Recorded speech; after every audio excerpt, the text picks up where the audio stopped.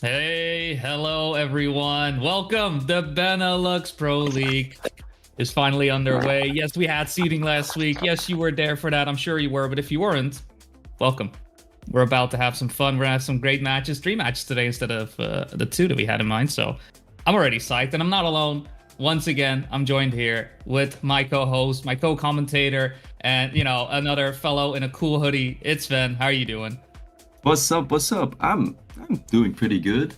I had a bit less sleep than I wanted. I went to bed quite late, and then daylight savings Yeah, knocked stolen off hour. another hour. But Yeah. I'm feeling good, and I'm really excited for the matches today. We have 3 matches lined up, and it's gonna be crazy. 2 new maps that we haven't seen yet, and I think we'll look at them in a slight bit. But I'm feeling great, and I mean. The sun is still shining, so it's awesome weather as well. Yeah, but say, I mean, I'm sure. I'm not sure how it was in Belgium, at least around here. Well, I live like the Hague area. Crazy weather. We had snow. We had hail. We had rain. We had sun, and then snow again. And I don't know. It was a Yeah, crazy, I crazy time to be living in. I, I live like during the week. I'm more on the east side, so Nijmegen, and I mean there, like in one evening, yeah, it started to hail and then a little bit of snow, and it was so strange. And then the day after, it was like sunny, like incredibly sunny, Yeah. and then like back to 10 degrees. But it was let's see. Actually, I wanted to look at something. Yeah. Oh, Ping, okay, ping, ping. no. No, yeah. I Never mean, at mind. least for It was today, the wrong. we got some sunny weather for all our drivers, to ensure no weird weather conditions. The tracks are nicely cleaned up. We made sure to go through each and every one of pixels and just, really we scrub them out, make sure there's no any weird bugs happening along the way. Last thing we want, for our players is to, stumble across something, a little bit inconsistent. But all jokes aside, we got some great players coming in. I mean, from seeding, from those that caught it, there was some fighting happening. Fortunately, some players missing the cuts, but eventually we do have our 32 players to round out our Division 1 and Division 2. And I think it'd be a good idea for us, just take a quick look to see who we have out Let's there, do it. who ended up everywhere. I'd say let's make sure we get an eye on Division 1. I mean, Alex, for now, I mean, I believe it is sorted based on what we had from our seeding. But even then, I mean, just looking through the list of names, I think a lot of these are very much standouts. I mean, Alex, Jafso, Snappy, Tarpor, Paardenvechter. It's a list of people that you're like, yeah, these are the people that I know from the Benelux. Exactly, and then yeah, the I think if you look on eCircuit Mania, if you go to the normal overview of like the Division 1 and 2, it's just based on like alphabetical order. But last week Alex did win the seeding. Snappy came second, and Poepoer third. Kind of the top three that also had the fastest times. After that was Jan, Jussi, and Paard to close out the top six, and then yeah, we have 16 awesome players in Division 1, and we're looking at 3 different matches in that Division 1. But who are you like really excited to take a look at for today, Boney? Yeah, because from the 3 matches that we have, I mean, I feel like a little bit odd to say only just the one. I mean, for me, one of the players I always look out for, and just enjoy just chats in general is Starport. Starport always great to see, always fun to see him compete and come out. I mean, for those catch his streams, I'm sure if you do some commentary with the Trackmania games, we were happy to talk about that before we went live. Yeah.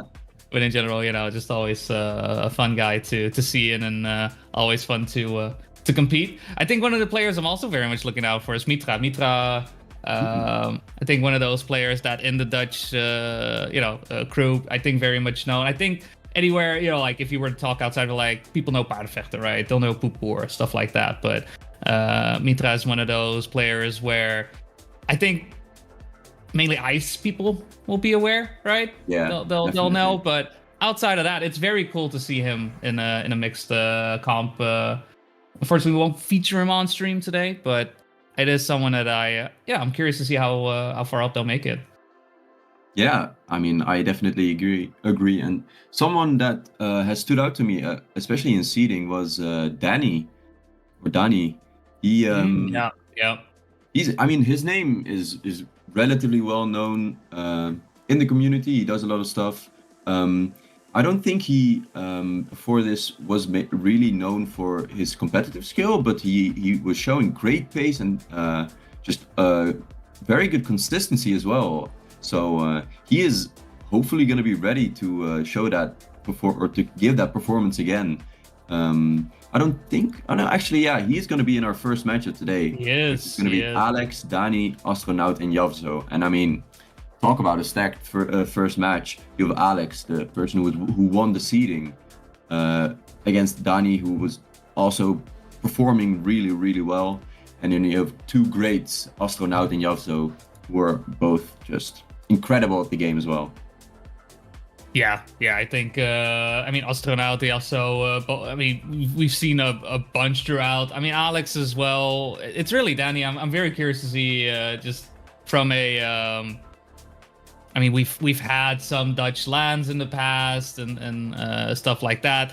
At one point, we did have, that was ages, I believe, the Benelux Cup, which was beginning 2023. It's been a while with that one as well. Yeah, but Danny, I think believe Alex also all have played in that as well. But yeah, Danny in that regard. I don't know if Alex played actually. Maybe he did. Alex, yeah. It's been a while. Definitely, there were a lot of Dutchies, of course. I mean, yeah, it was the Oranje Cup. Yeah. So it's cool to see just some names come in.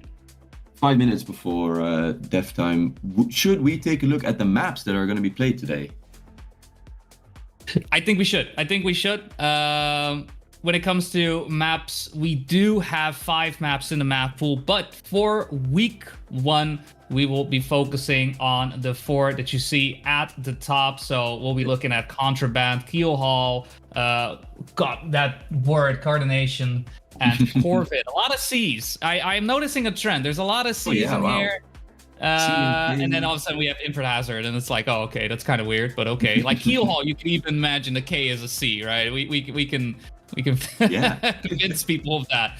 But we'll have 4 maps to go through. I mean, format as well, I think, is always good to keep in mind as we see the leaderboard. Snuppy at the top. I mean, Snuppy in general, while he hasn't won the seeding, he has been able to get world records on 2 of the tracks. Well, the 2 tracks we had in seeding, for that matter. Very curious to see how far they'll make it in. I wouldn't be surprised if they do hit top 2, and that is a player we'll be seeing later on today as well. Keel Hall again, Snuppy just out there at the top. I think one of the few players that was driving a 101 during seeding as well. Yeah, he was in the lobby we were spectating, and he was driving really, really fast times. And I think it was like the last round where Danny got a 1 minute flat or 101 flat or whatever the time was. And just not getting that sub, and then only Snuppy being the one with the sub. That was a moment I remember from last week. But as you saw on that last map there, Poopur having the world record as well. He's also a name that has driven great times, and we will also be taking a look at him today, I think. Yes, in the last match. No, sorry, in the second match. Second match. Yeah, we got matches, right? So, it's I mean, in that regard, it's all Div 1, which, I mean, in and of itself, exciting to see, right? Our top 16 players duke it out. Format-wise, I was just mentioning a little bit, but I think good to go over what to expect. How are things gonna go? We will have reverse cup mode as our way of, making sure it's divide up all the points that our players will be getting. 4 points getting for first place, 3 points for second, 2 points for third, 1 point for fourth. Pretty simple in that regard. For those who have followed Beacon, that may sound a bit familiar. We will not have map records So it is very straightforward. You get first place 4 points. Just try to do as well as possible. All our players will be facing off against one another, so that way we'll be able to determine our top 8 for the LAN playoffs happening in Enschede. It's something to definitely look forward to, and today is going to give us a good glimpse into where players are at. I'm very curious to see how much practice has been put into specifically the third and fourth tracks because of seeding only taking place on the first two. So those weren't as important. So I will imagine that, some players don't have as much practice on them. And, well, from the little time I've spent, well, I've played Coordination quite a bit. That one I already find to be quite hard. And then Corvid, I have played not as much, and I mean, just in the 20 minutes I was playing, I was struggling. So I'm very curious to see how consistently everybody will drive that. That ice entry is something. But you were talking about the format earlier. I wanted to ask you a question about this being reverse cup mode, and we have a tournament going on right now as well. It's the Birmingham LAN, where they are using the normal cup mode. Well, how do you think these two formats live next to each other, and which one would you say is maybe better for the players, if there is one? I mean, it's very much an opposite in terms of that finalist. Yeah, the issue with finalist mode, at least that players have with finalist mode, is the idea of you have to be first. You just have to be first one round, and it's very much a matter of if you're not closing, you're not going to win. And to a certain extent, it is a fair assessment to say, like, well, if you want to be the winner, then you got to drive first place. Well, why aren't you driving first place? Whereas reverse cup mode is more of an endurance type deal where just don't be last. Just make sure you're not last. If you're driving consistently, you're driving maybe a bit conservatively, you should be able to knock out these rounds, and it doesn't force you to push each and every turn, which I think can be a bit beneficial to players as well, like not feeling like a lot of pressure on you just because you're in finalist mode. It does change up the dynamics of the way the match flows and goes quite a lot. Even if you're doing great throughout the match, at that point you're just gaining points, and then finalist happens, and it's very real. Like, oh, okay, I really have to win, which with Last Chance has that similar effect, but it's not as stressful, I would say. But that's at least from a player point of view. From a viewer point of view, it's very easy. I would say I prefer reverse cup mode just because it's very easy to say, okay, that's the winner, because that's the last man standing, and you don't have to be like, oh, in between people won. Oh, okay, well, why are we still playing? It feels a bit odd at times. Yeah, exactly. Yeah, I fully agree. I think there's arguments for both formats. I personally really enjoy the reverse cup as a way, at least for like a mentality thing for the players. I think that safety net of not having to get first a little bit more than in normal cup mode helps a lot with that, just the mentality in a match. And talking about the match, warm-up has just started on our match, so let's get into the game. It's gonna be Alex, Dani, Astronaut, and Yavso, as we've said before. While we also switch to the correct map. Nothing on the hand, as they say. Yeah. This should be the correct one. I don't know if we have a pick and ban that we maybe have missed, or is it just no? It was a set map order. Yeah, right? we are playing all 4 maps, playing 4 rounds per map. And when it comes to points, because I can imagine that also is a bit more of a different one. Instead of gaining the 10 points, usually it's 6-4-3, 10-6-4-3. Mm-hmm. Now it's a matter of if you win the round, you don't lose any points. Second place loses 4 points. Third place loses 7 points.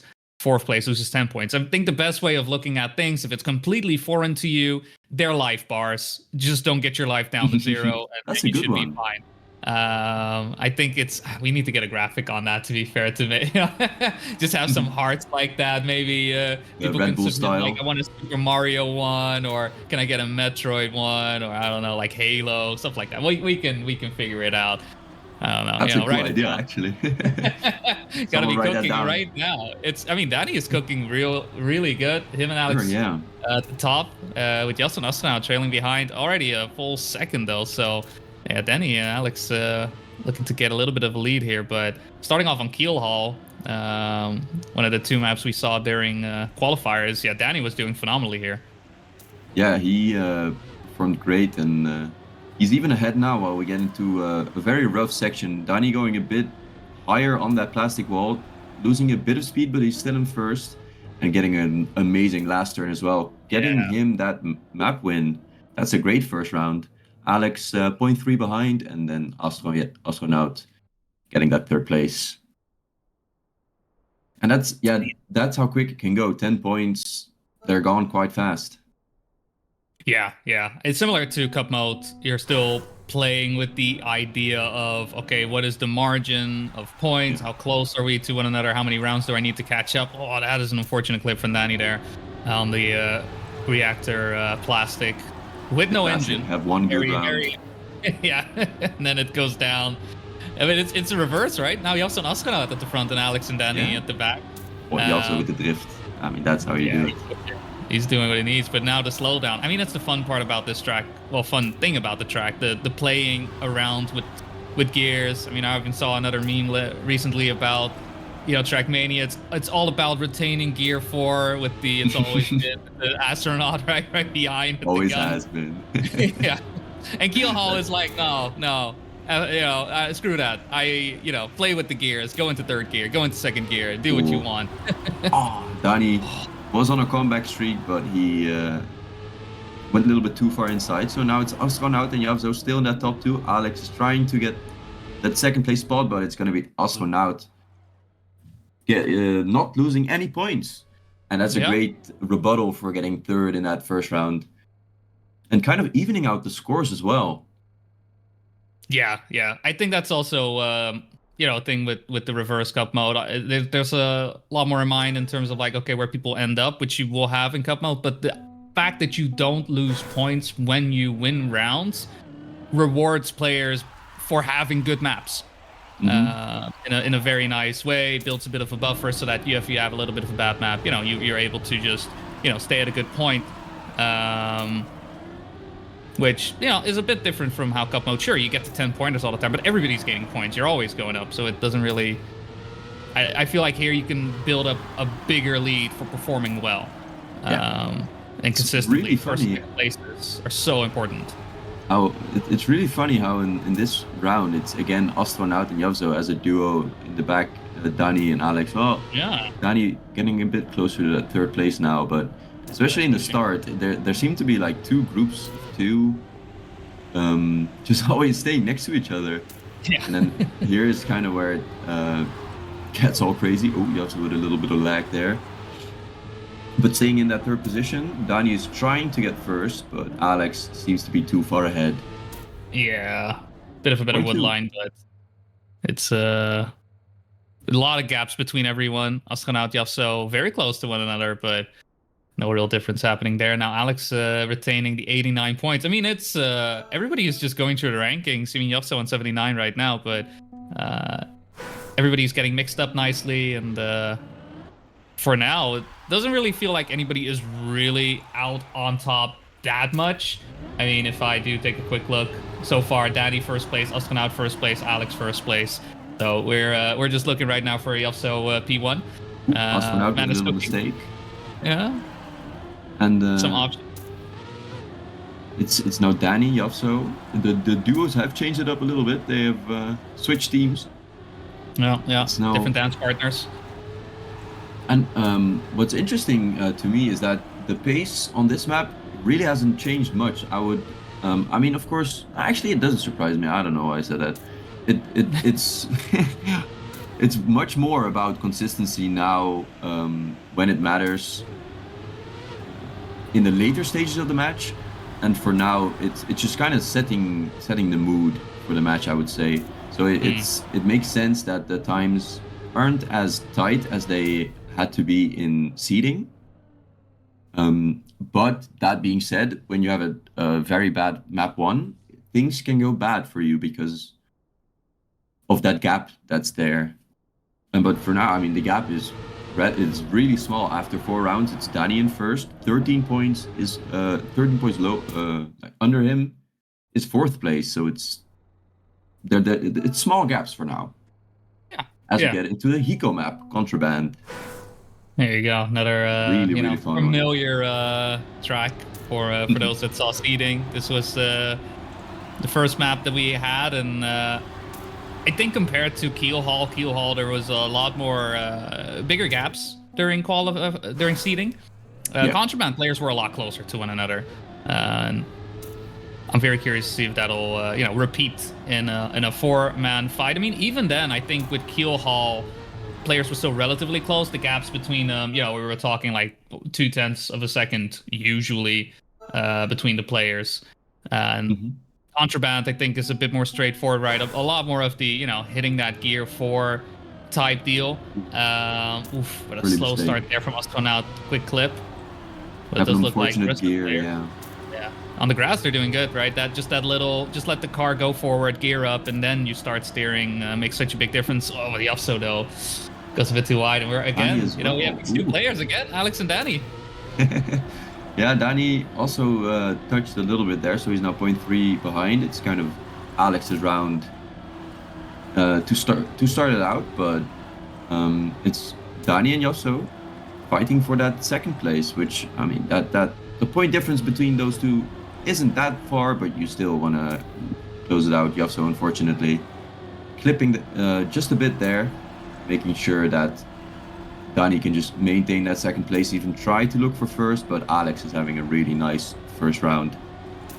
Yeah. Getting into the grass, and they all make it. Boom. 1 minute, 0.1. Solid time to start it out. I think in seeding we saw around this time, sometimes a bit faster as well, like at 0.8 I think we saw once. And then there was a 0.7 in the warm-up that we didn't see. Yeah, I think that average, was what it was. I think average was 0.1, 0.2, I want to say, for like top times. Which, is replicating rounds, making sure you keep that pace high. Yeah, for sure. Everyone makes a start this time around. Yeah, they're true. I mean, Alex and Danny, right now they're tied. 82 points due to their performance last round. Yasso and Astronaut still looking to, fill up that gap, but Astronaut now finding themselves in P1 into the plastic. Danny with a bit more speed. Nice back and forth. Those inside lines. Yeah. Now it's about that, keeping that 3rd gear on the dirt, making sure they don't clip in this corner. Oh, Astronaut went over it. How did he survive? Yeah, hello. He just went. If it was any other player, or if that was me, I think I would have flipped my car twice over there.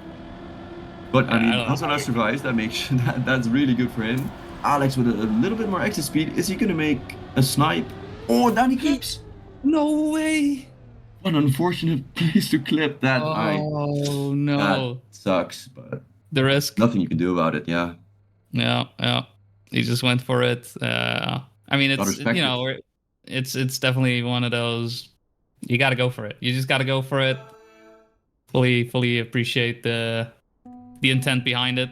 Doesn't really hurt him too much either, right? Yeah, sure, he loses the 10 points. That hurts, but he has been doing good overall. That he can afford to, be a little bit risky. Do a little bit of a gamble, a little double down on his 11 on the board, try to get that blackjack going.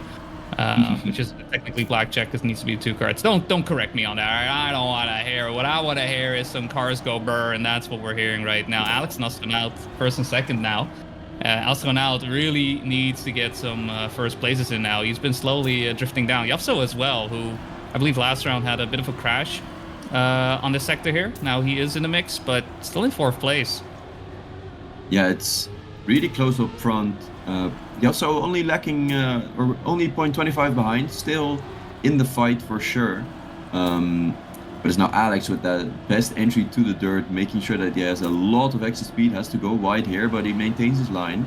Danny clipping on the entry or just hitting the wall. Yasso also with a little slide out, but he's able to keep 3rd place. And Alex with a 0.0 now.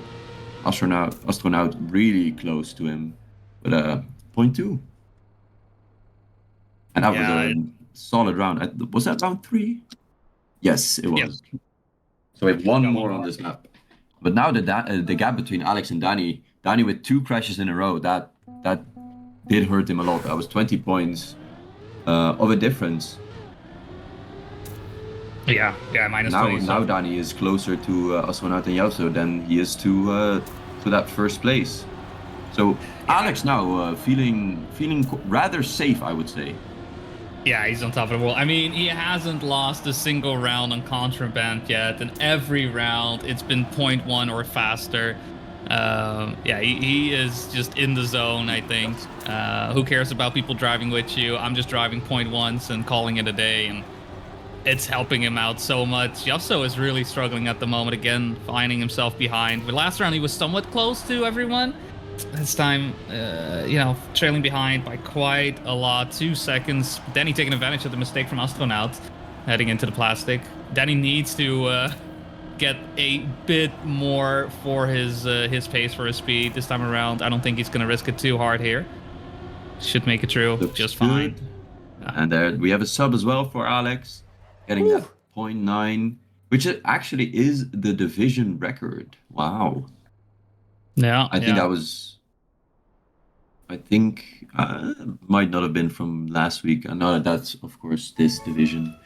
I believe Really solid time. Only 0.25 behind the world record. And Alex winning 4 rounds in a row on this map.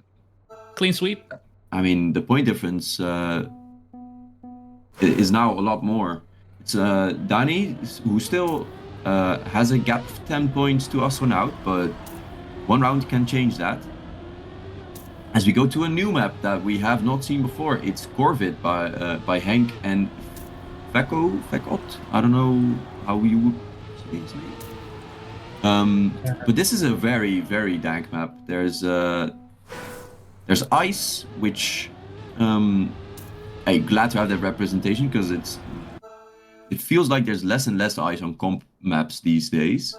Yeah, true. But there's one ice entry on this map that is really, really interesting, and we're gonna see it in a bit. Yeah, I think it's I think something that's somewhat replaced ice over time has been the wet plastic. So it's nice to not have wet plastic for once. Maybe a little bit back to basics type deal, but even then it's fun to see. And this is the ice part that we're going into. It is no grip, so no worries about gears of any sort. And you see our players just treading the needle there, and it's 3 players left standing. Astronaut, who did have a bit of an error right before the ice sector. But I think in general, for the amount of time that I've played this, I will admit I'm not the biggest expert, but it feels like a map that plays a lot with the precision along with surfaces that are a bit slidey. Yeah, for sure. That's what I have noticed as well. And I think a thing as well in this entire map pack that is kind of a staple is that reactor boost. There's a lot of maps that feature it and then use some sort of penalty surface or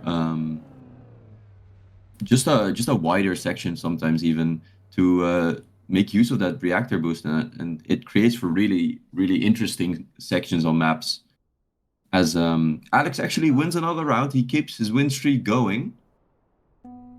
Danny getting second place, giving himself just a little bit of a safety net to third place, as Astronaut makes another mistake, and Danny now also hits the wall.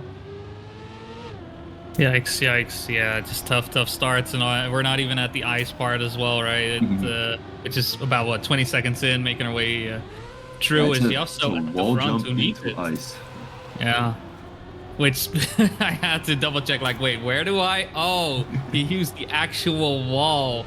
It's an actual wall ride. It's not often that you see that come true in mixed comp maps these days. They made it work. Hank does it. That's just how Hank works. Definitely made it work. Yeah.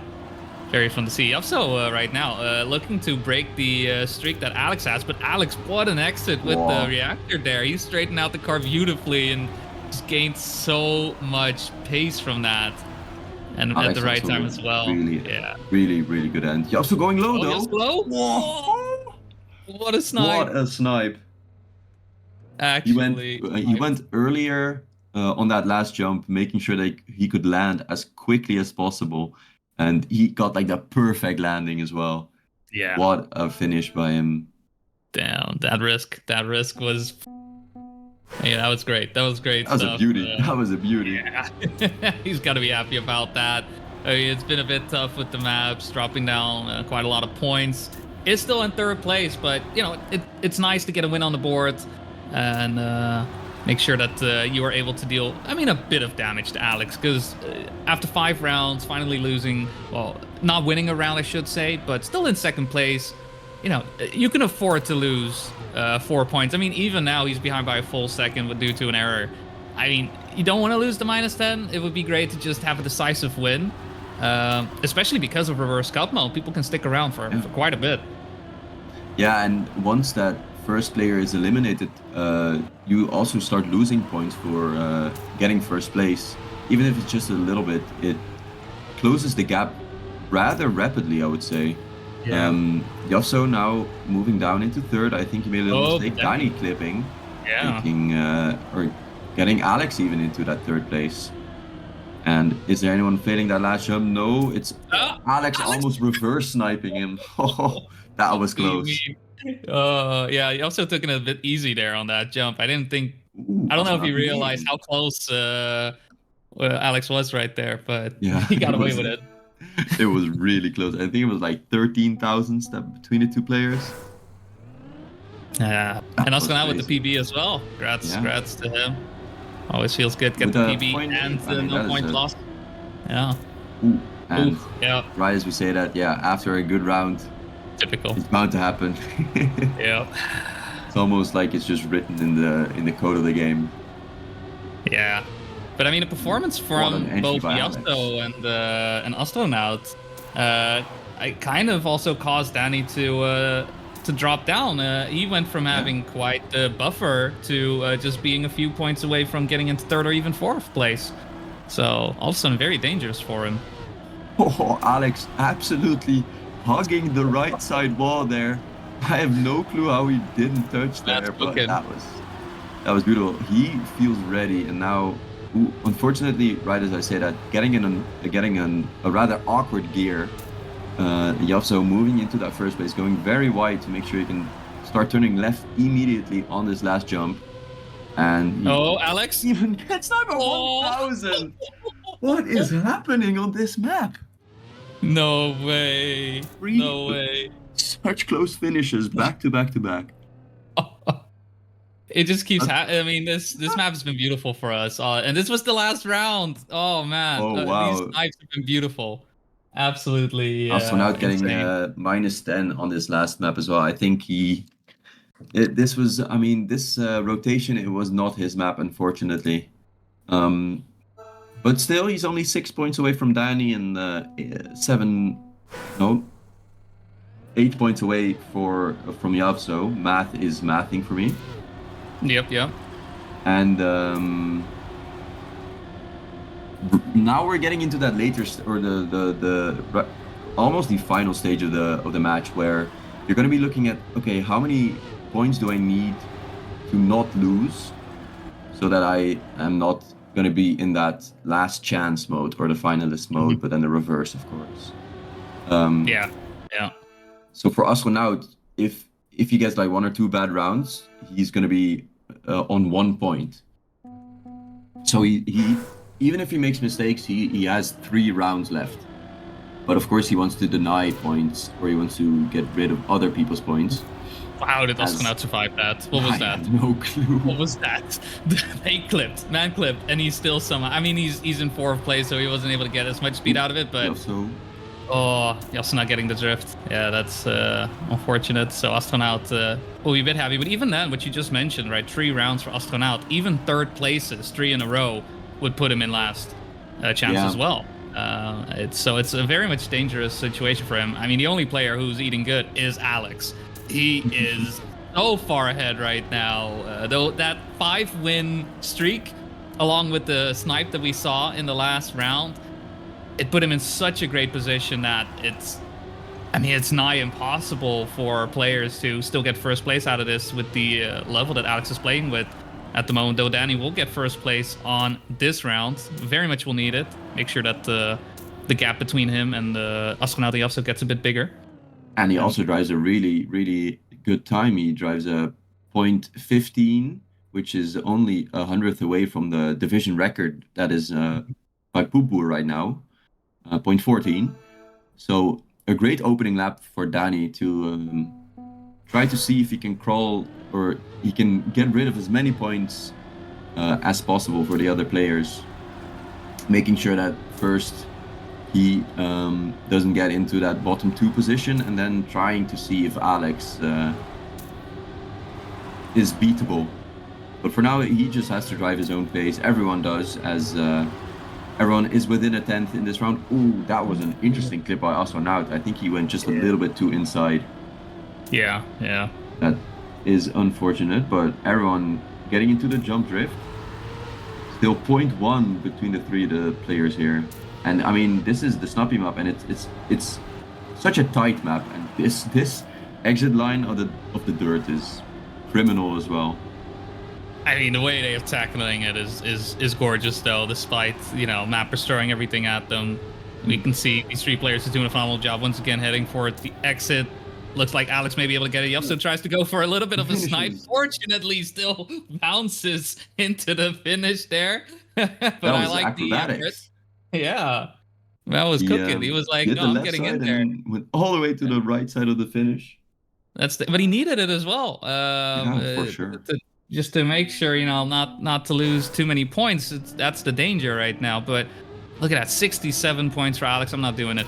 23 points for Danny, 12 points for Yelso, and 4 for Astronaut. Yeah, we are going into last chance, more likely than not here on Cardination, unless no, it's pretty much going to happen, because either way, players are going to lose points. Right now, Yelso with a small touch, looking to be the first one on the chopping block. We'll see if anybody else will allow him, back in. But Danny getting a lot of speed heading into the halfway mark of the track. Astronaut made an unfortunate mistake now, moving into 4th place, which means that he could be going into that last chance mode. And as you said, yeah, Danny is having an awesome round. And last round, actually, I didn't even see it, but Alex got the division record by 0.12, so only 0.02 faster than the previous record. So they are very much, or all 3 players, Pooper, Alex, and Danny, are on pace for those division records as we get another one. That, I mean, right, as I was talking about as well. Yavso getting 4th place. Astronaut barely getting that 3rd place, but that doesn't mean that Astro doesn't get last chance. Danny survives on Yavso survives on 2 points though. Yeah. If he can just stay in there, I mean, his goal is he wants Astronaut out. Just make sure he stays out of Astronaut and everyone else. Like, he's rooting for everyone to do well, except for Astronaut. Maybe a little bit toxic, and maybe that karma now biting him. I mean, I'm the one saying it. Obviously, I'm not sure if he's thinking it, but he is in last place now. And Astronaut, he's happy. Words in his mouth. Yeah. Nah, but this is not what you want to have happen. Ooh, and Yavso now fully crashes into the light pole as well, which makes it is a really safe round for Astronaut. He wants to try to get rid of as many of Danny's points as he can now, as his target, Yavso, is out of the races. Now he's just driving a solid round, making sure that you don't make that fatal error that loses like 15 seconds on the last checkpoint, which he is not even doing. He's getting first even. Super close round between Alex and Astronaut here. Astro survives, Yavso goes into that last chance. And now we have double last chance. Yeah. With this double last chance, we're actually going to go to the next map as well. Wow. Yeah. Though, no, I believe we're already going back. We're going back. I believe Keel Hall is where we have the rotation done. 4 maps. Yeah, this was map 4. Yeah, true. Done and dusted. So a bit of Keel Hall to see if Astronaut and Yelso can stay alive. I mean, technically, it is possible. It would require them to just stay in top 3.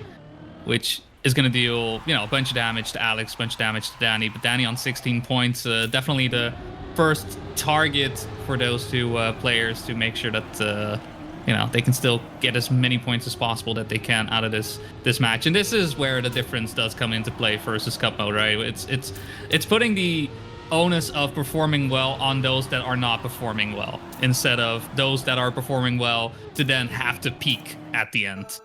Yeah, for sure.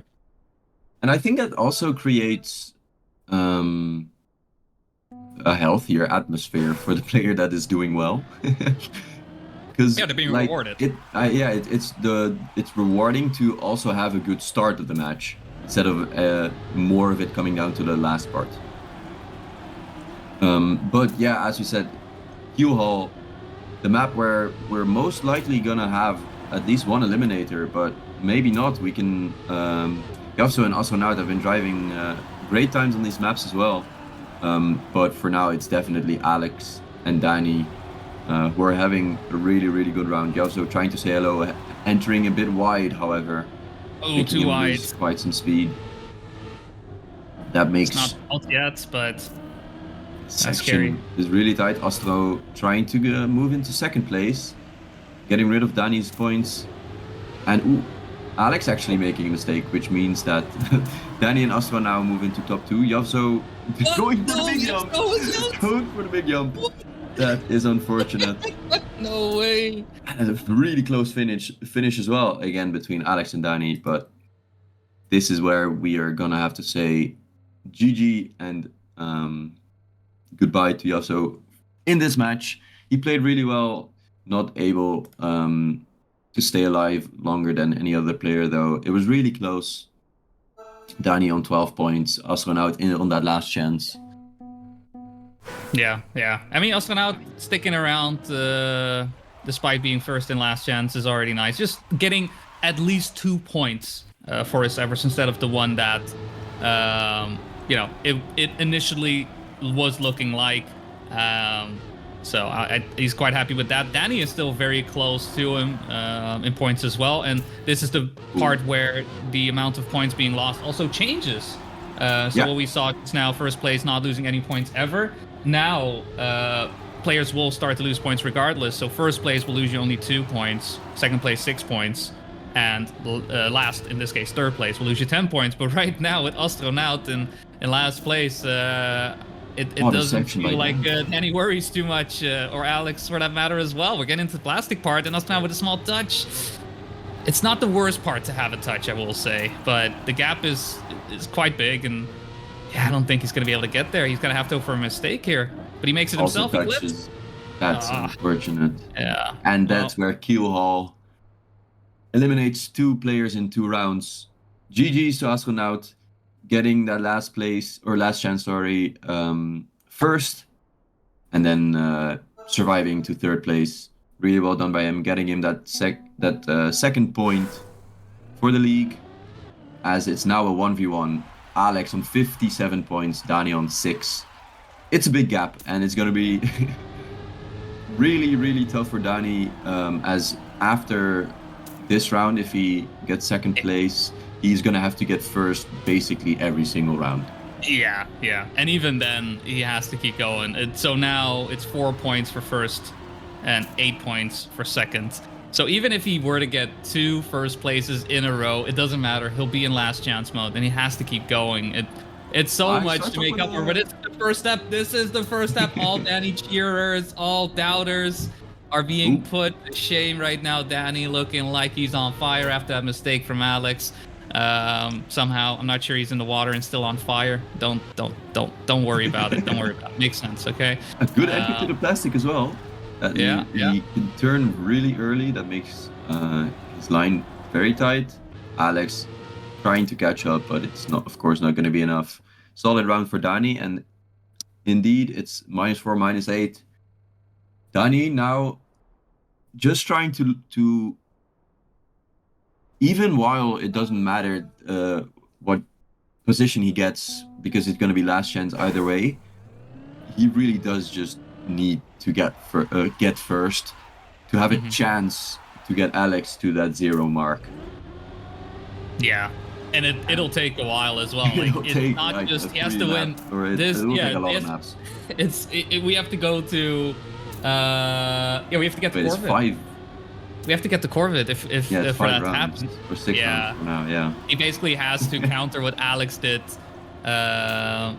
last time on, I believe it was Contraband, where Alex was just winning and winning and winning and winning, and yeah, Danny's gonna have to do exactly that to stay alive for now. Though this round, he's going a bit wide in some of these sectors, and yeah, Alex has a 2/10 of a gap right now. I mean, it's not making the biggest difference, but as we mentioned, Danny needs to win, and the 49 points as well for Alex helps out a ton. Oh, and Alex makes a mistake. Danny had a lot of speed. Wasn't going to be enough, but Alex gave him a little help. Yeah. And that's where we close out with the Wizzy map, Q Hall. We will not be seeing this beauty in this match, but we're of course going to see it in the next ones. 41 points to Alex, but now we go to his bread and butter. This map is where Alex won 4 in a row, 4 out of the 4 rounds we've seen of this map.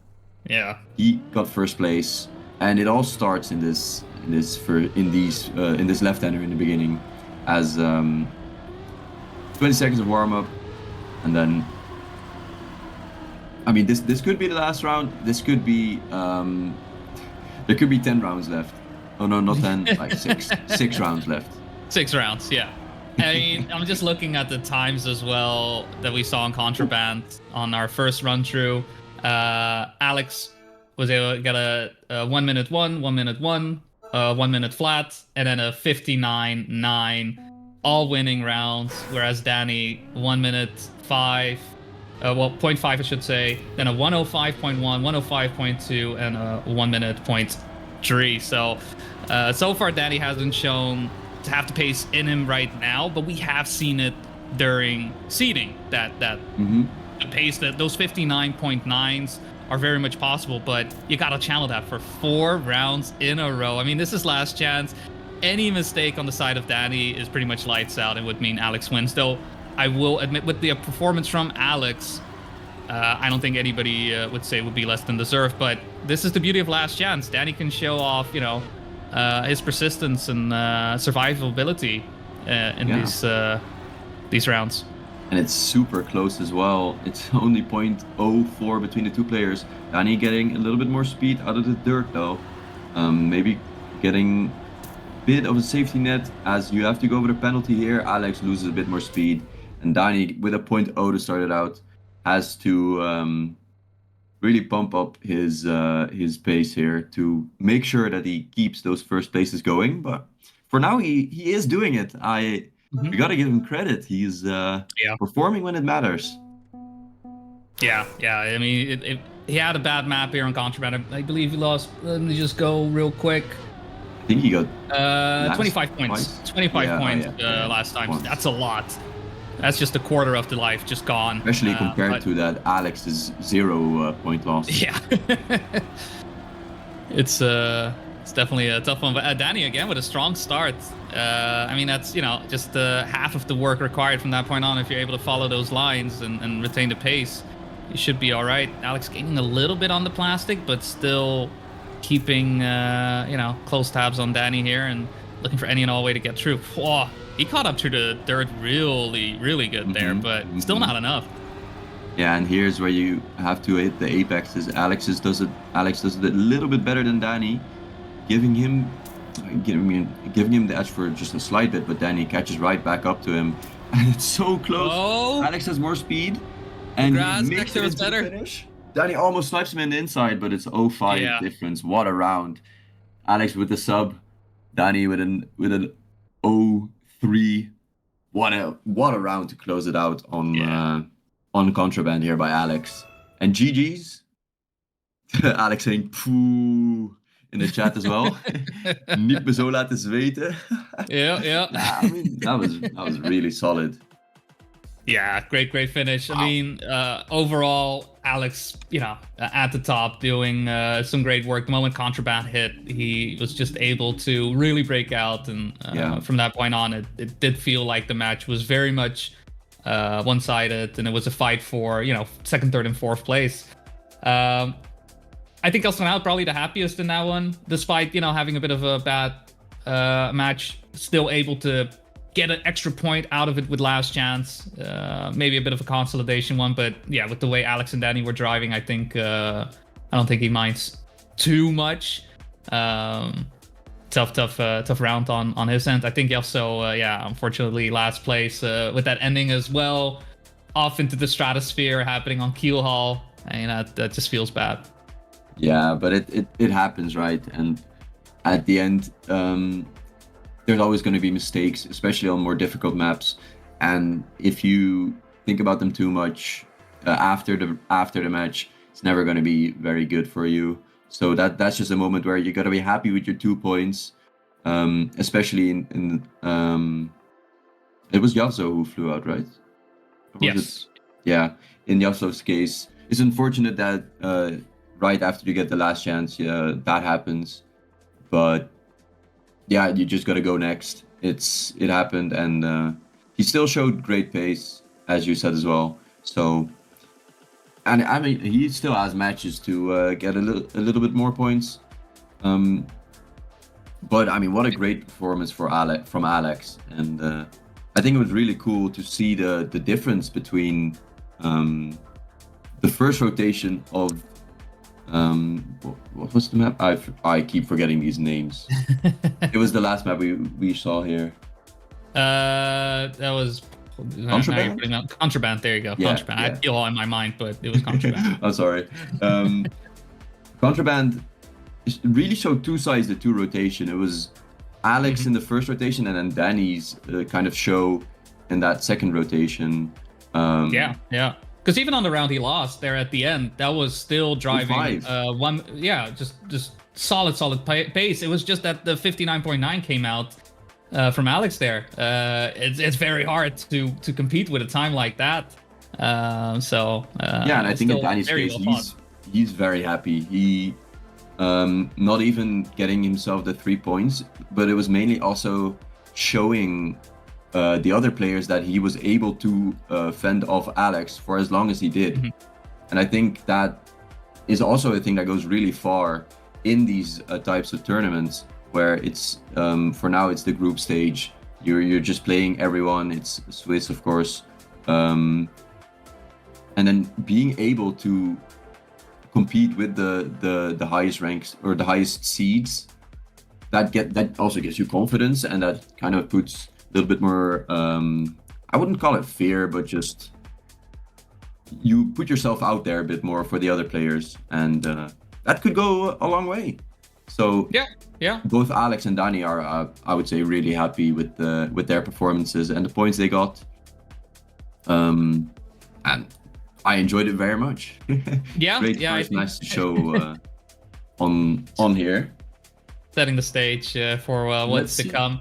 Because matches wise, we at the moment a little bit of rescheduling happening. So our round one matches, we will have one of those round one matches happening at 4 due to some rescheduling. There's 2 other matches, one which is ongoing right now with Pupur, Yossi, Tommy, and Pedro. For those curious, how do we know about all these things? eCircuit Mania is the place to be. That's what I'm gonna say. Be sure to check it out. All the live tracking happening there. From what we see, Pedro Buddy going out pretty fast, ending out in map 4. Then Tommy in 3rd place. And what's still happening, Pupur and Yossi still duking it out at the moment. 20 points Pupur, 10 points Yossi. So they still have everything to play for there. Really close between them. Yossi just now. The updates, just one live update. Updates Losing the round, so he's now on 2 points compared to Pupur's 16, which means that if Yossi now wins twice, Pupur gets down to that last chance. Double last chance instantly. So that's quite an unfortunate point count for Pupur. But I mean, he's still ahead, and we're gonna see what that ends up being. But I think these 4 maps, I mean, I've enjoyed watching them in the first match, and I'm really excited to see everyone playing the Snappy map, especially. I think those tight corners, they're very smooth. I think they're compared to Wizzy's map, both beacon-like, but then Snappy going with the more tight, and then Wizzy going with the more, I guess you would almost call it like extravagant map design. I think it's really, really cool to see what they've created for us. And I mean, the players are giving a great performance as well. Yeah. It's one of the things I always enjoy when it comes to tournaments, right? You make sure you have the players that are doing what they need to do. You've got the mappers who are doing what they need to do. And then, well, from production side as well, right? People doing what they need to do and just making it a whole alongside, all the Max smiles in the chat going on. I love the Max White smile. I saw it. I'm like, I'm in love. This is it. So it's just great to have a great tournament for everyone that has signed up, coming in, and all the things happening. But I'll try to keep that to a minimum. We still have to be happy about this in playoffs and all that. Yeah. So I think that'll be fine. I'm just curious, is the result almost in? Ooh, Poopor at the moment, 8 points. You see on last chance. But I think, we do have an overview. Look at that. We got the last round. Check it out on Corvid. Yeah, and I mean, a bit of ice. It's an ice map, which this should be map 3, I think. After, yeah, I think check so. The Cardination, Keelhaul, Corvid, and Contraband was the order. So now Corvid will be map number 3, second time around. And Poopor, he wants to get out of this. He doesn't want to go into the last chance, right? That's the goal, and he's ahead. It's really close. I think if you're Jussi here, you know that Poopor is quite strong on the ice. So you're not going to try to win it on the ice, you're just going to try to survive and then focus on the other parts where you might be faster. Like Jussi goes for that inside line here, usually getting him a little bit more speed. I pressed away. Poopor, however, with a great plastic section. Yeah. Still in that we've seen how the reactor is here. We'll see. Oh, Jussi doesn't have it. Oh, almost hitting the wall. Now to the last jump then. How well did they jump? Was the better speed. It's looking like Poopor. Jussi tries to go low. Does he have the pace? He actually tried. He tried. That was close. So close. Yeah. That is ridiculous. Gotta respect it. Poopor getting the 4 points. Jussi 3 points. I mean, we didn't see the match, but you can always be happy with 4 or 3 points on your first match. It's gonna set gonna set the mood for the rest of the day, I would say, usually. Yeah. I mean, right now, I want to say for those that are watching from a viewer point of view, it feels that Corvid is the map you want to see if you want absolute cinema. Every round we've seen on that so far has been just nail biting at the end. Like, oh, where's the snipe? How low do they jump? What's gonna happen? It's a blast to watch and spectate. But yeah, those I believe are the 2 matches we have happening on this hour. In about, just to check the time, 15 minutes, we'll have our second match, which will be a round 2 match with Poopor, Paardenvechter, Dijn, and Danny making the return. So for those Danny fans out there, you're eating good. You're having a great time.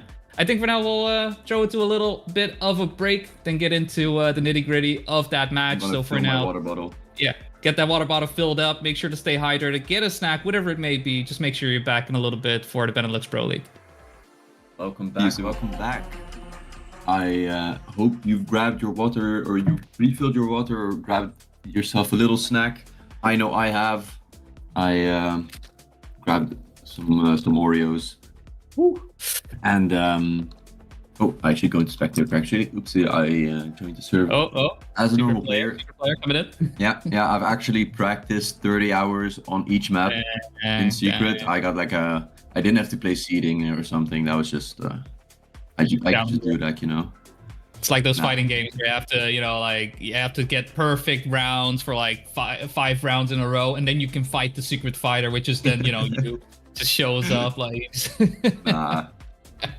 I wish I could have played, but I'm now happily just casting, and I'm really enjoying it as well. This just spectating is or I mean, doing even more than spectating. Actually, being able to cast is always so much fun, and I'm happy I get to do it with you, Boney, as well. And we're gonna be looking at a crazy match right now. We had an insane match before, and we're gonna turn it up to 11 now.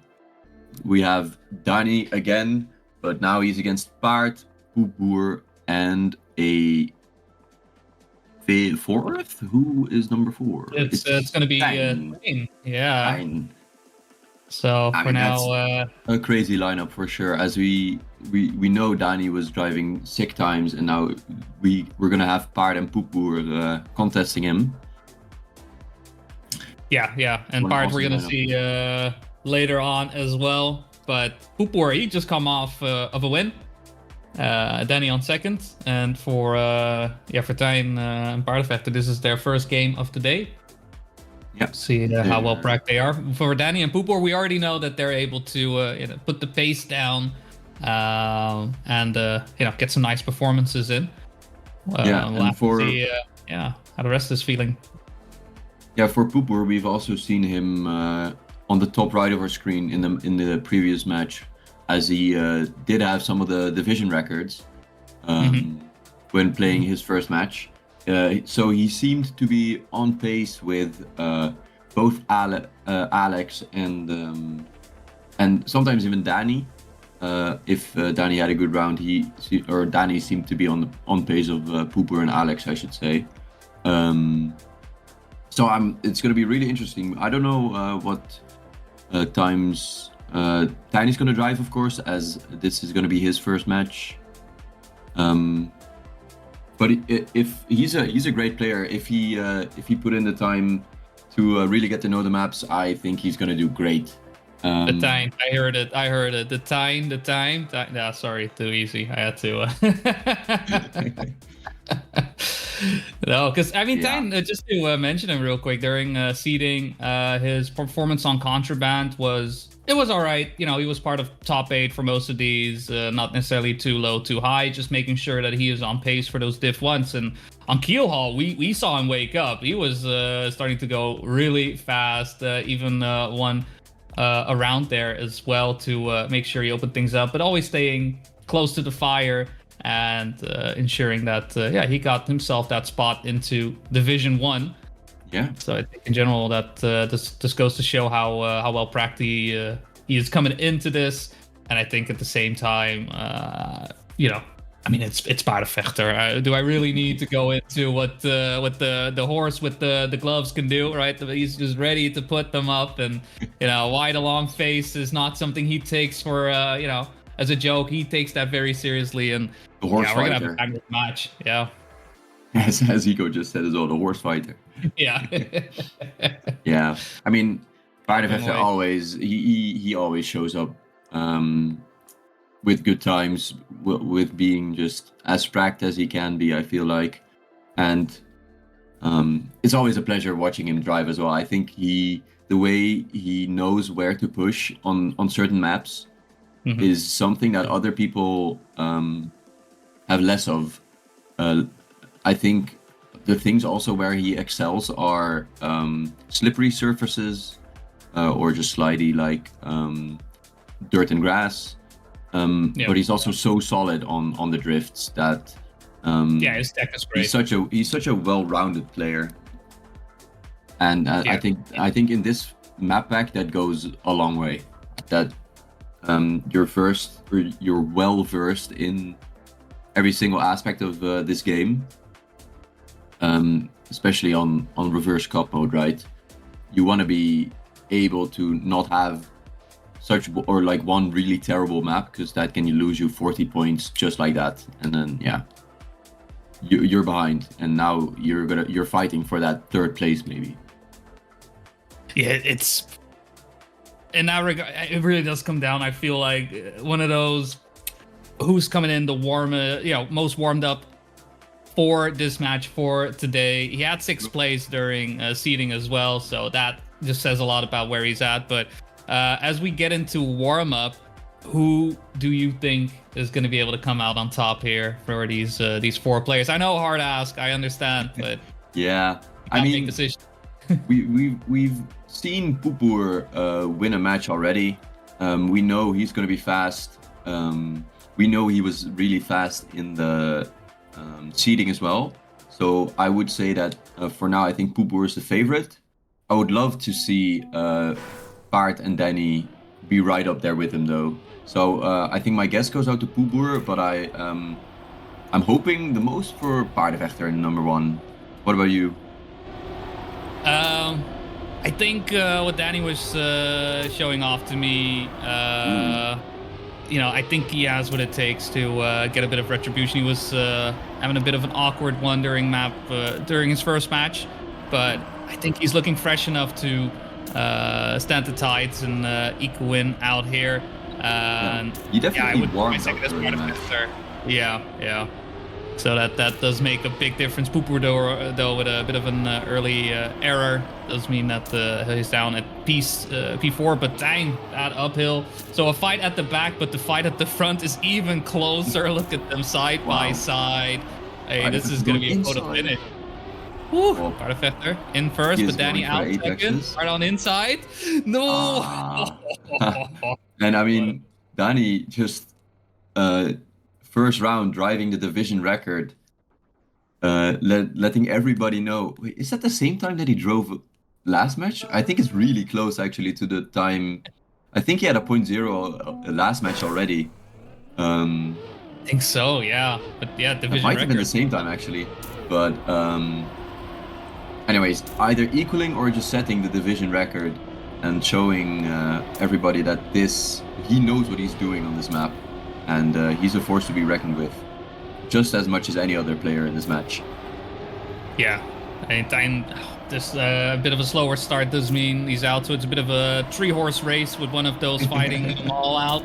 Paardenvechter and Danny side by side. Poepoor looking for any and all way to, perhaps get by, but the difference is minuscule between the three players. Danny and Paardenvechter, I mean, they're pretty much, shoulder to shoulder, pushing each other aside, and Danny the one to fall first on the uphill dirt. Paardenvechter now out as well, and Poepoor just, he's reaping the rewards. For the lone horse standing. He's farming good. Look at that. Get those points. He's Or in fact, grazing or well. not get those points. He's keeping them. Yeah, you're right. And I mean, yeah, right when you see everybody around you make a mistake, you don't have to push. Getting a Nine, solid nine. 0.3. Nine. You There gotta, go, yeah, okay. good. Do you want to finish? Does DNFing It's minus prevent 12. you? Oh, it's 12, yeah. Yeah. I mean, yeah, every point matters. You still want to finish in fourth. Round two on two slower rounds for Tijn to start it off. Compared to the other players, but I mean Poepoor and Paardenvechter. I mean everyone has already made a mistake in at least one round in this match. So after 2 rounds, it's looking solid. Danny had the best start in the two rounds, I would say. But unfortunately, he did make a mistake in that round number 2 here. He goes for an interesting line on that dirt there. He kind of just takes the airtime, whereas other people are not doing it, and it worked out for him quite well. He unfortunately made a little mistake on the reactor, now being 0.25 behind the top 2, and crash. he hits the wall. Yeah. Fine. Ooh, with a little bumpy section. Gonna be a fight for third. Let's look at the front here. Yeah, Poepoor way ahead. Poepoor hitting, good. but it's enough. Oh, was a bit scary. Yeah, I mean, a lot of things can go wrong there on that last jump. Yeah, we've seen it, right? Also with the snipes trying to occur. So far, nobody getting the snipe successfully there, but getting away with it still a bit, even when they clip the finish ring to, still get the bounce into it. But even then, Poepoor, he was able to just retain his lead beautifully throughout that round and just hold on to it. Unfortunate for Danny with the full crash with the -10 instead of a most likely -7 with the way Poepoor and Paardenvechter were driving. Yeah. But that does allow Poepoor to get into the lead, 93 points, and so far, 2 rounds won in a row. Danny, he's woken up. He's gotten back on the horse. He is really just ready to rumble, and We're already on the last round of this map. So with the pace that he's been showing, he wants to close it out with that -0 that we all love to see, and it's looking really, really, really good for him. He has made a little gap between second and third. Paardenvechter and Poep were really close, but it is not going to be enough. And as he drives yet another insanely fast time, 0.10, 0.2 ahead of both Poepoer and Paardenvechter. Tijn getting that 4th place, moving down to 63 points, and there's a tied score between Danny and Poepoer as we go into map number 2. Yeah, which is Contraband. The Contraband. This is just to inform. Totally forgot to mention. Poepoer was the one picking into Cardination. This is the pick from Paardenvechter Contraband, and already to show my hand fully. It's gonna be Danny who picked into Keelhaul, which means our final map is going to be Corvid to round out our 4 maps. There are no bans because we're playing 4 maps and there's 4 maps in the rotation for this week. So that keeps things pretty simple, but it does mean you're going to have to wait for the absolute cinema situations until map number 4. And with the way things are going, I am worried for Tijn. Losing 37 points in the first map, it's brutal. Yeah, it just creates this atmosphere where you're gonna be behind for the rest of the match, or you have an insane map, and then there's one person that's also with you on the points. But it does look like it's gonna be a 3-horse race. This match mainly. Tijn still in the fight, but it's Danny, Poepoer, and Paardenvechter definitely fighting for that first place. And Danny having a great, or performing like so well last match against Alex on this to try to get into first. It wasn't enough, but he did let us know that he is ready on this map. But it's Paardenvechter and Poepoer now, like 1,000th between them, getting into the last sector. It's Poepoer with a little bit less speed, but he goes for the inside line. And that's a point 87. Yeah, and I mean, that's 87, and Paardenvechter with the point 90 as well. That, wow. We get these times being pushed so low for top 2. Yeah, that is ridiculous, the pace that is being put here. I mean, I do get the idea that Contraband, from the 4 maps that we have, players have been able to put in the most time, and consistently have been pushing that time down further and further. I mean, Snoppy still retains that world record on the 671, which great time.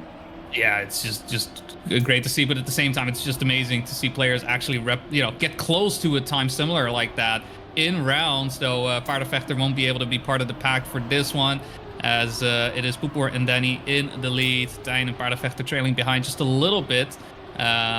Will be Tijn and Paardenvechter duking it out at the back. The duos are back in play, as Danny is showing Poepoer around, but Danny tends to go a bit wider, entering into this plastic. Last round, this is what caused him to end up in 3rd place, but now he's fighting hard, but he really couldn't control it too well through the dirt. Or did. Yeah, and I think Poepoer should be able to make it here. Danny tried, yeah, but similar lines, but not enough. What a great round between the 2 players again here. And I mean, last round you had Danny with a 93 and he got 3rd, and now he got a 0.1 and he's in 2nd place. And it changes a lot round per round, of course, but everyone is showing great pace here. Ooh, we're going a little bit wide. He did get the gear though, so he didn't have to release or anything, and that's unfortunate for Tijn. Yeah, we're also with a little bit of a wonky line. He did get 4th here though, so that makes the dirt a little bit more doable. He drove over the wall in that attack on the uphill dirt. He just pushed so hard. That was ridiculous to see, but he's still being shown around by Danny at the moment. Yeah, both maintaining 3rd gear, and this drift is so important. It's Paardenvechter with a beautiful inside line, now catching up back to Danny. The two cars are inside each other. It's so close between the two players. They are even taking the same line here. It's Danny with a more inside line, and that gives him so much speed. Oh, is this a great time by him? Okay, it's a 0.0. Okay. I mean, that's how much that grass section can just change the whole entire map. A beautiful entry by Danny, and he just pushed the 3 apexes back to back to back. Ended up with a 0.4 gap between the two. That was a beautiful showing. Ridiculous pace. I mean, on paper as well, I believe average at the moment for Danny is, median is what we have on eCircuit Mania. At the moment, a 1 minute 0.032 versus, the second player around that time is Poopor with a 0.88. Wow. I mean, medians is one thing to look at, but it mainly shows that consistency and performance. And while we have had, some outliers with the 0.8 coming in on round one, it really goes to show why Danny is able to, stay on that 75 points at the moment. Dine, unfortunately, just really not able to get into these rounds. I mean, it is a tough match for him to be in. I mean, Poopor, Danny, and Paardenvechter, they're just putting out such amazing pace. Though Danny, awkward line through the dirt, should allow Paardenvechter to overtake. Poopor firmly in the lead. Paardenvechter a bit slower through the grass, but he's still safe. He makes it through. Gonna be enough. Poopor now driving the exact same time Danny drove last round, 0.088. And of course you get those decimals because it's a sideways finish, right? So it's gonna be the times are gonna be more similar. More often, but I mean, a great map for Poopor now. Trying to create a little gap to second place is Danny in second place with 68 points, Paardenvechter with 59, Dine on 26. So he is getting rather close to that last chance already. As you said before, it's a beast of a match to try to contest those higher spots. But let's see, maybe Q Hall is where Tijn can really keep up with the rest of the players, and that we can go with that we can get into the fourth map with 4 players. Yeah, it's survival at the moment And for cinema. Tijn. It's we need to get in there. Maybe that's where he will thrive. I mean, from the seeding, looking at how that went, this was Tijn's strongest map during that. So the main issue for him really has been consistency. He has been having issues getting through the last 2 tracks without error, and hopefully on a map like Keel Hall, he'll be able to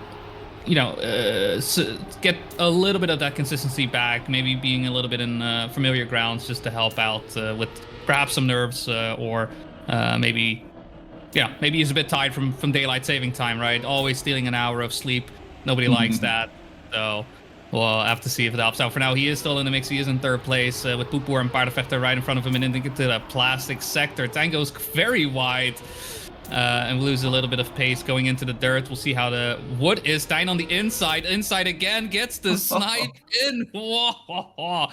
Beautiful stuff. He pushed all the way to the end there, and he got rewarded.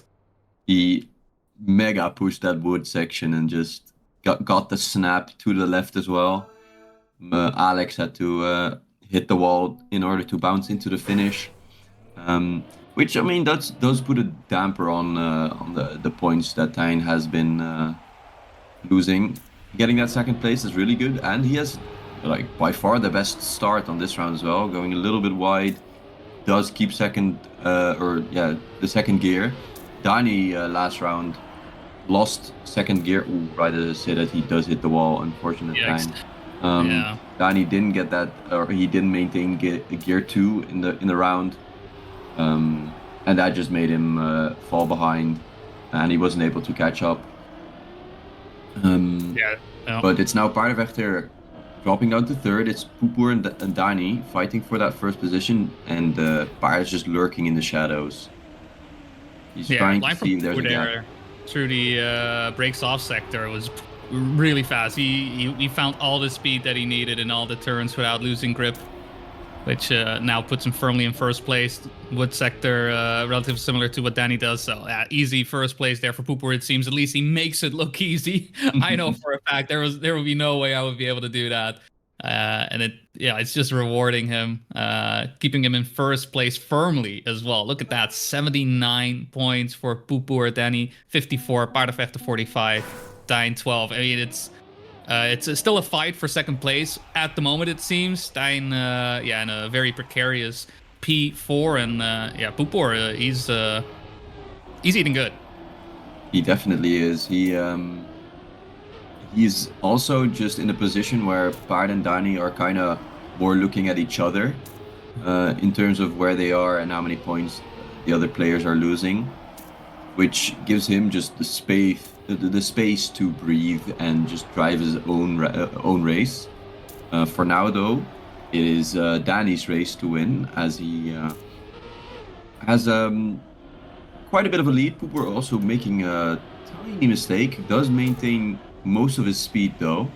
As we get into the wet plastic section, Danny with a beautiful snap out of it goes rather high here, which means that Pooper will probably have a little bit more speed, but it's 0.3 of a gap, and Danny is able to close it out in first place on the same pace that Pooper has been driving as well.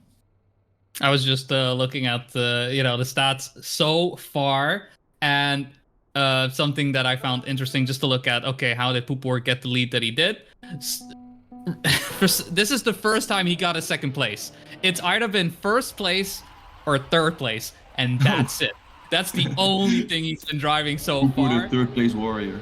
Yeah, and this is the first time he ends up in second place, which is ridiculous. But most of his rounds have been wins for him, and that's what allowed him to, well, so far only losing 25 points out of 11 rounds played so far.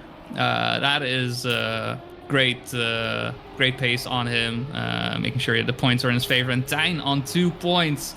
Yeah, first places are all he cares about, or at least not last place, because last chance is getting closer and closer for him. I mean, we're just one round away from getting into Corvid, so we will see Tyne come in there, but currently in a position where he will end up in last chance after, well, a lot of players having issues with the breaks off sector.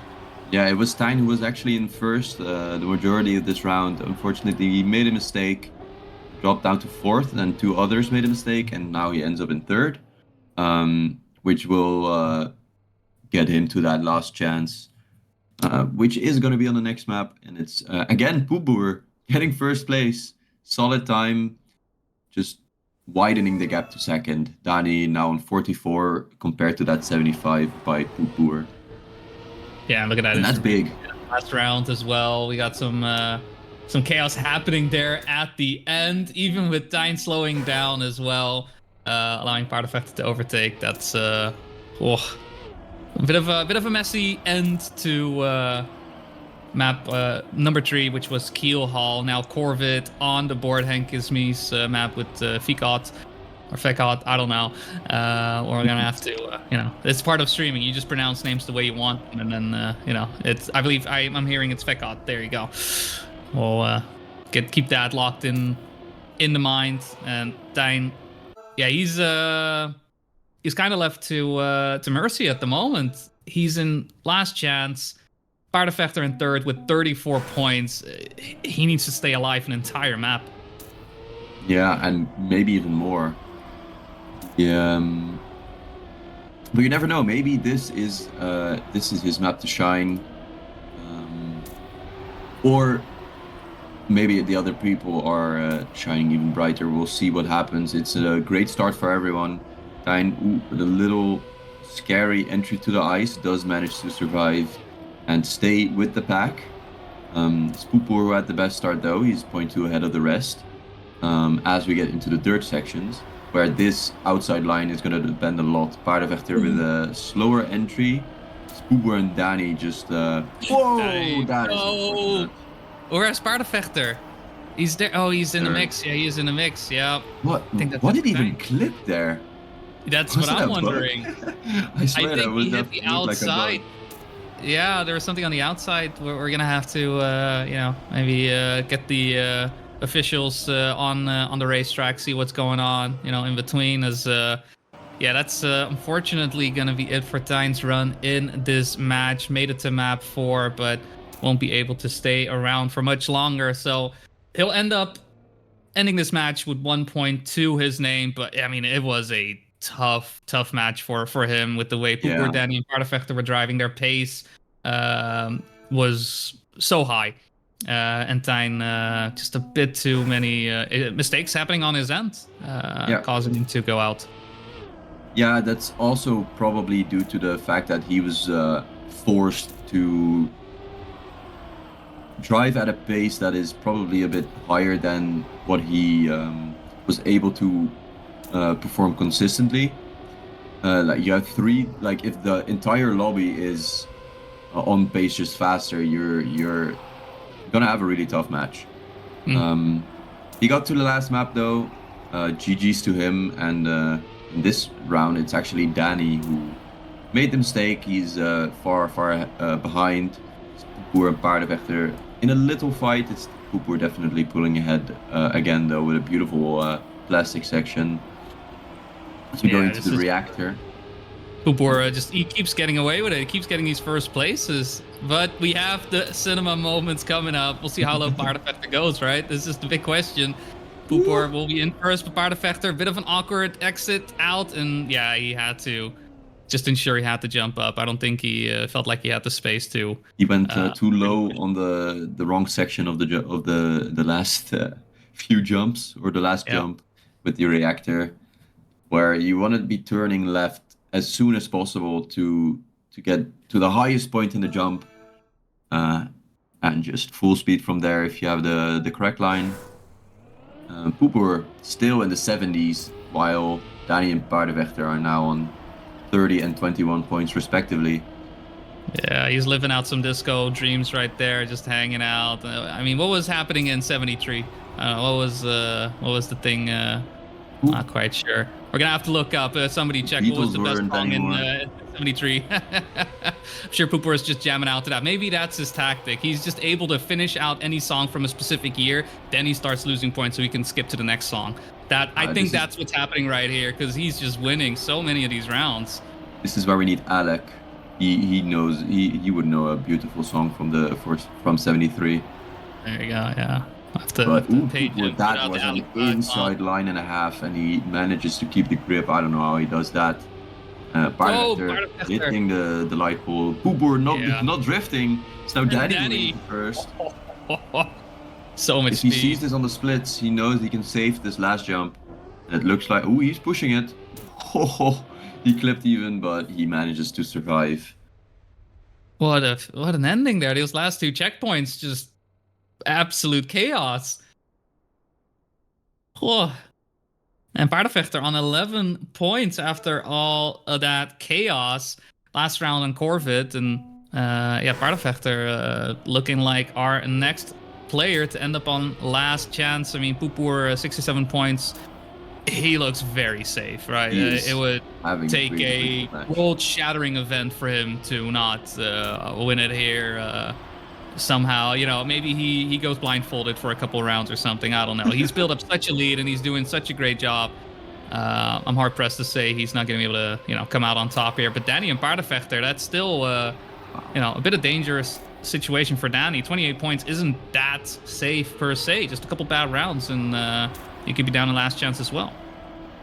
Yeah, I mean, risking that outside line here a lot. It's been a great battle between the two players here. Paardenvechter going for a little airtime line there. I don't know if that was intended, but it seemed to work out pretty well for him. Moving into first with a wide drift here. Barely, not even getting the gear there. That would have been awkward. But let's take these also jumps. Survives. Danny pushing, hitting. Oh, that is unfortunate for your points. Yikes. For even getting that second place there. That means that Danny now goes down to 18, while Paardenvechter goes down to 9 in the single digits. But that was the last round on the cinema. We will probably not we will probably not be seeing that map in this match again. Mm-hmm. Unfortunately, it's it's a really fun one to watch. But we go into an equally as beautiful map. Coordination, we're back. Yeah. This was Poopoor's pick, as I remember correctly. Yeah, and he did a great job here as well. He was able to win 2 rounds, got 3rd place in the other 2. Yeah, I think he only lost 14 points, same as Danny. Yeah. Danny, same, yeah, but Danny was a bit different, did also win the 2 rounds, but won 2nd place, won 4th place.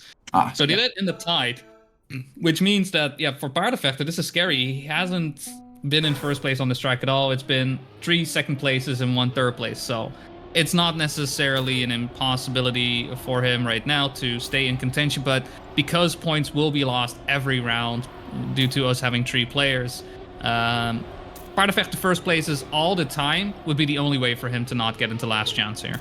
And right now, Danny and Poopoor are a bit ahead of him, entering into the 2nd half of the track, into the dirt, get that inside line, and everybody very Look close how together. close it is, yeah. Yeah. Poopoor with an amazing jump drift. Now pulling away just a little bit. It was Danny who had a really good start, but his dirt section was a bit wide. And then right before the jump drift, he was 3rd. Now is 2nd, trying to look if Poopoor slows down just that tiny bit for him to sneak himself into 1st. For now, it is extremely close. In the last jump, it's not going to be enough either. It's a 0.1 of a difference between the 2 players. And again, what a great opening round for the players here on the Snappy map. Yeah. Paardenvechter will end up in last place due to a couple of touches happening on his end, and with that, 12 points between him and Danny. There is very much potential for getting at least 1 spot out. It's so hard to say Poopoor is going to lose 59 points just like that. We've been through 4 maps and he's not even halfway. It would just be tremendous lock-in from Paardenvechter, just PB pace after PB pace to make it happen. But with a touch from Poopoor, Paardenvechter will stay in it for now. This is a good chance for him to get some points loss happening on, preferably Danny, but yeah, Danny's in P1. Yeah, and as Paardenvechter even touches himself. That was not the way I wanted that to sound. Danny, had like the best start he could have had. And then Paardenvechter had a good middle section. Unfortunately, did touch on the wall there. So Danny is just able to walk free. Walk away with this.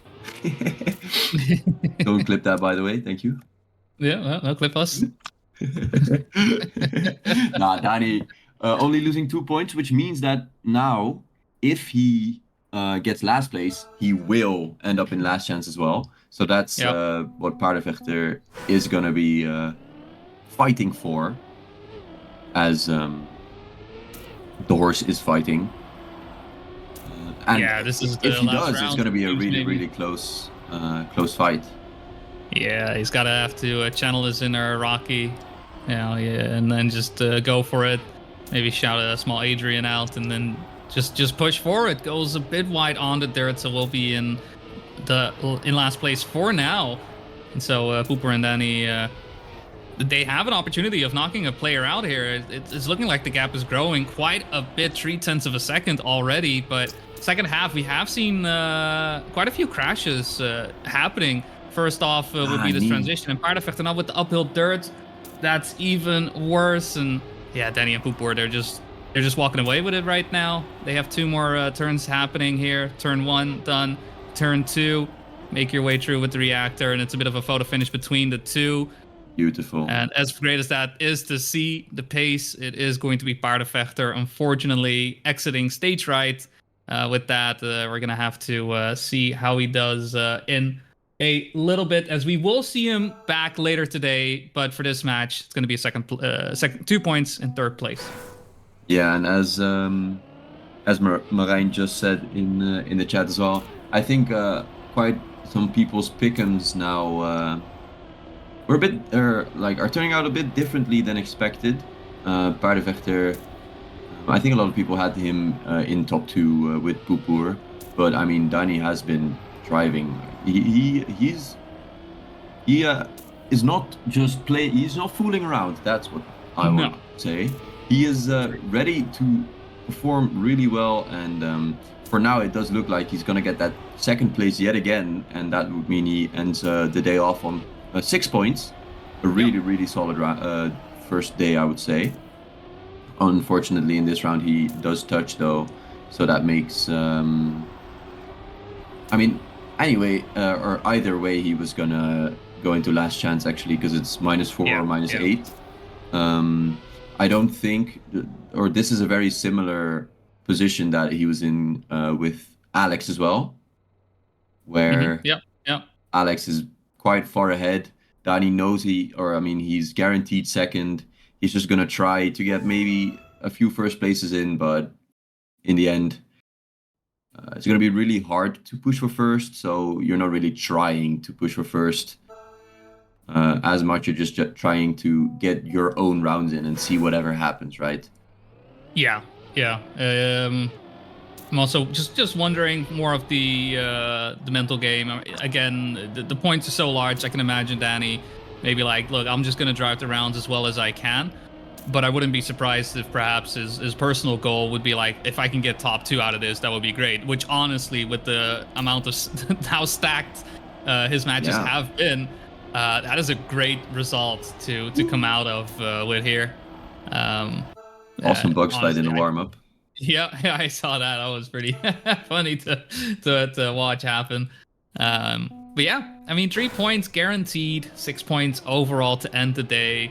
I mean, it's not the best you could do, but at the same time, I mean, you're 2 points away from the best result. You can't really, complain too much about that. But we'll see if he has that tenacity, that will to keep going, to perhaps go for the 4 pointers. Will mean beating Pupur 6 times in a row to the line. And this is going to be the first of 6 to perhaps make that happen. Though, bit of a slowdown, have to release a little bit heading into the plastic there. And Pupur retakes the lead for this round. Yeah, and with a great plastic section, is now down to the tight exit of the dirt here. With this drift really just mattering the most. And Dani getting it really well. Hitting the apexes of the plastic as well, where Pupur used to, last time around, he was really the faster player here. But Dani is just full pushing, Pupur making a mistake. And I mean, that's 1 of 6. 59.9. Getting a sub as well. Yeah. Solid. Oh, we do have some other matches happening, because we are getting to a bit of the, the end of round 2. 2 other matches are ongoing. We'll, focus on those a little bit in just a bit. But Alex and Mita are still left in their match, and double last chance between Snappy and Astronaut happening as well. We'll come back to you with the results from that. We are dealing with our own match here with Dani fighting for first place. Again, the road is long, the road is hard, but that is 1 step out of 6 done by Dani. After Pupur having a phenomenal match, it would be just ridiculous to see Dani strike back. But a touch. Such a slight touch going into the plastic. With Pupur also a little bit of an awkward line through the plastic, not as big as Dani. And this may still be enough for Pupur to win it. Yeah, the gap's now over a second.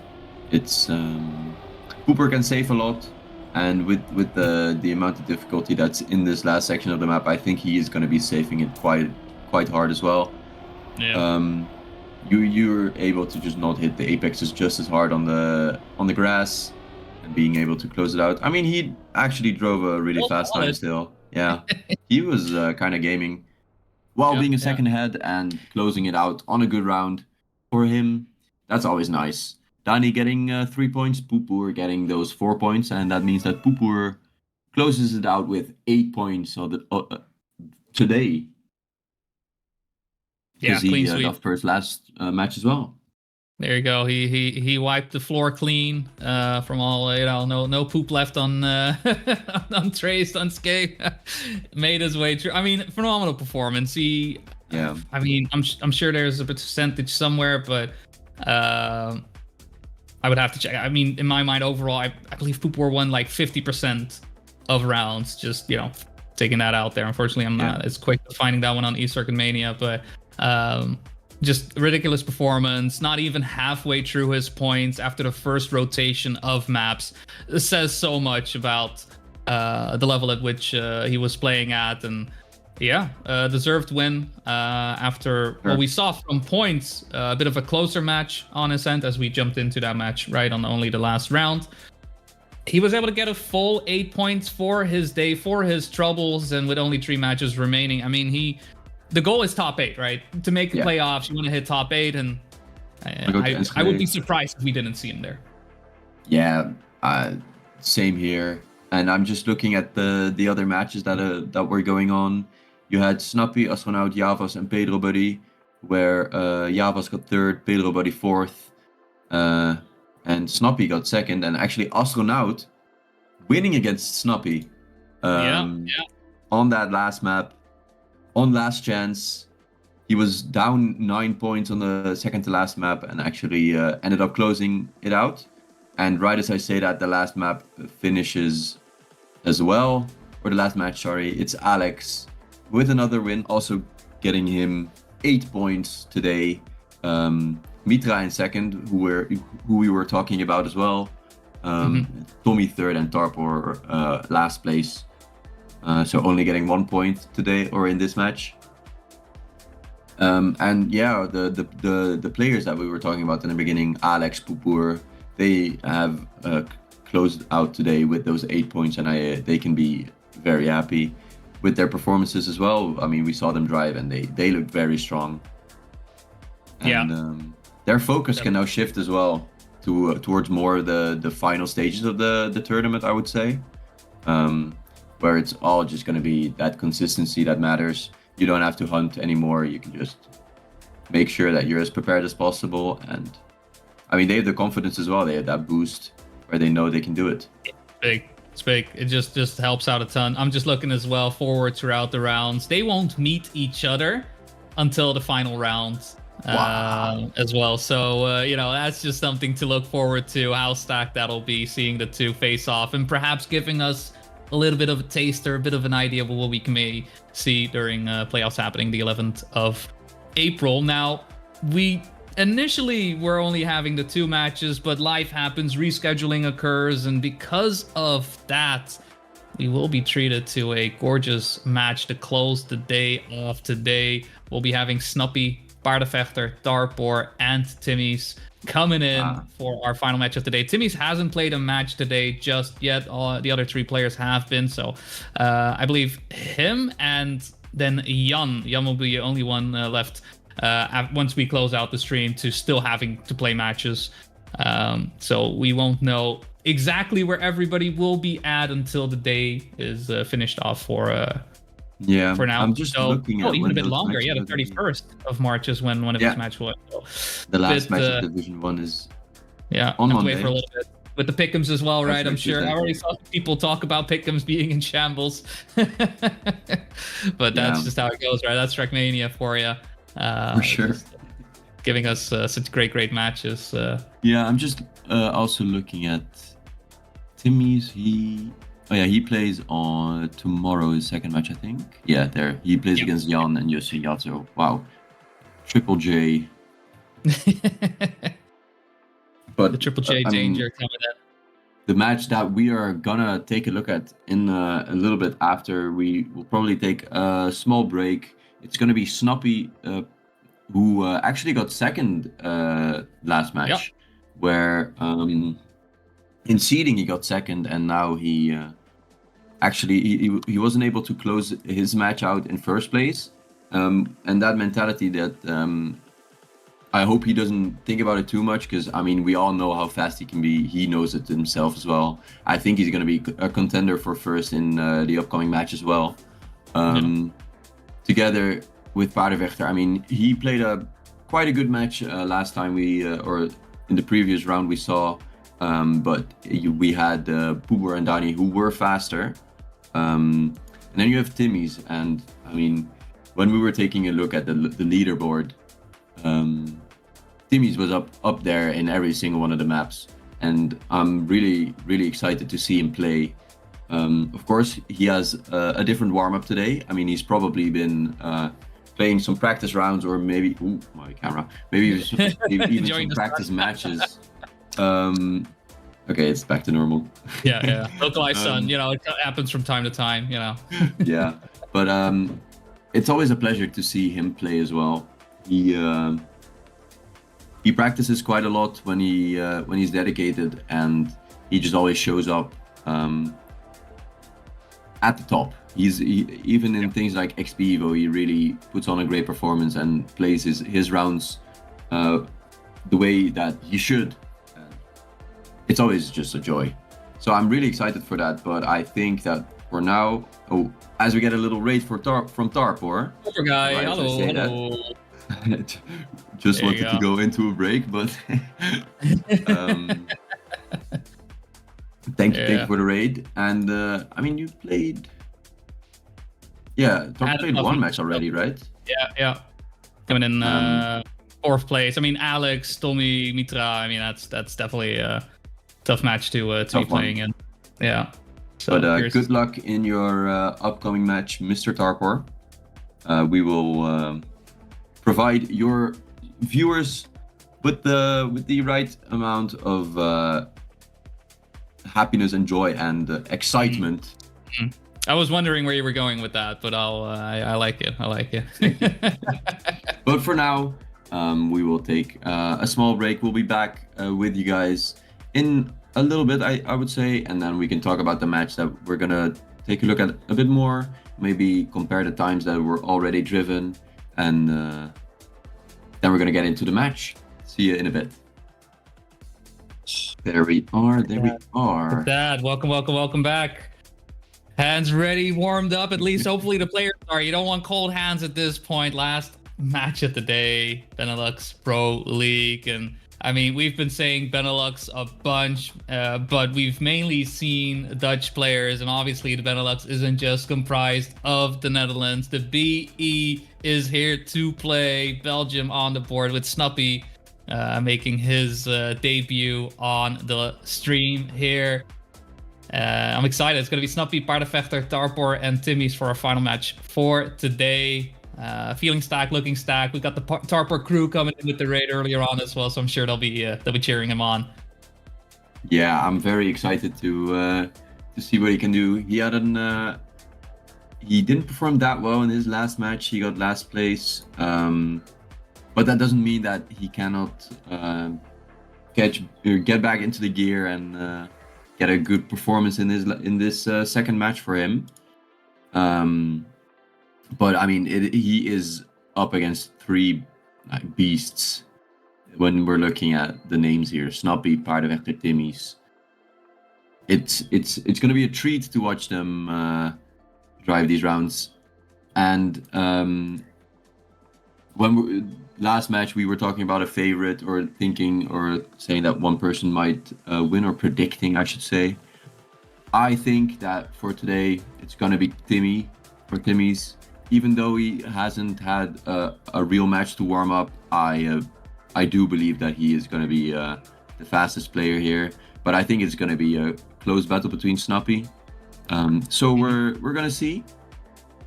I hope you are ready. And what would your prediction be for this match? It's kind of hard to not say Snappy, honestly. I think with so far we've seen Paardenvechter play, and while his pace is great, there's still a bit of inconsistency happening, which may cause him to not be able to really push for that top 1 spot. We didn't see what happened on Tarpor's side, so I'm just gonna go in blind canvas. But yeah, 4th makes it a bit dangerous. And Timmy's with a little bit of a dark horse situation, right? I would say for now in my mind, Snappy, Timmy, 1st, 2nd. But I'm one who loves to be surprised, so don't take my word as gospel. This is simply my gut feeling. And maps as well, I think good to mention what the players have picked in the order we will be going through.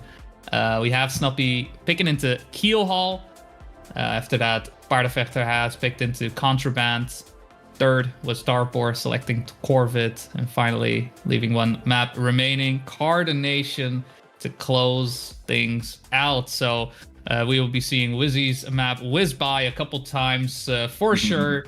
And depending on how the match unfolds, we may see Contraband and maybe even Corvid second time as well. Comes down to how the players play. Yeah, maybe in that 1v1 position, like fighting for the top 2, they could go to that map number 3, which is going to be Cinema, of course. Contraband being that second map is interesting, of course, where we have the author of the map driving. Yeah. But that also comes with its own little things, I think. Oh no, sorry, it wasn't Contraband. It's, what was the name? Is that Coordination? Coordination, yeah. Yeah. Names of maps all beginning with C, G. Yeah. But on Coordination, Snoppy on his own map, he is second place overall, only 0.02 behind Timmy's, so it won't change too much for him. I think he might even understand the map just a bit better compared to the other people. And actually, we see in 10th place PC there. That's a Canadian. Don't know what he's doing in the Benelux Cup, but maybe he wants to move here. I would. I don't know. He's going Dutch or something. I don't know. Or going Belgium. I don't know. Maybe he's going to be the Luxembourg player. Oh, yeah, the representative. There you go. Nah, we still miss you, Luxembourg. Love to see you around for next season. We definitely would. Yeah, and looking at Corvid, the times, we have Timmy's and Paardenvechter in, I think it was 5th and 6th place there. And they're going to be driving against each other, of course, with... Paardenvechter was showing quite decent pace on the map. It's definitely a map where you can make a mistake really easily, I would say. With the 2 ice sections and just the a different style of map, I would say, compared to the rest. Every map is vastly different, but that one stands out in a very different way, I would say. Exactly. Corvid to me is my slippy, slidey, wheelsy, widey type map where you gotta go with the flow of sorts, right? It's a lot of slippery surfaces, situations, reactors sending you around, and that finish as well.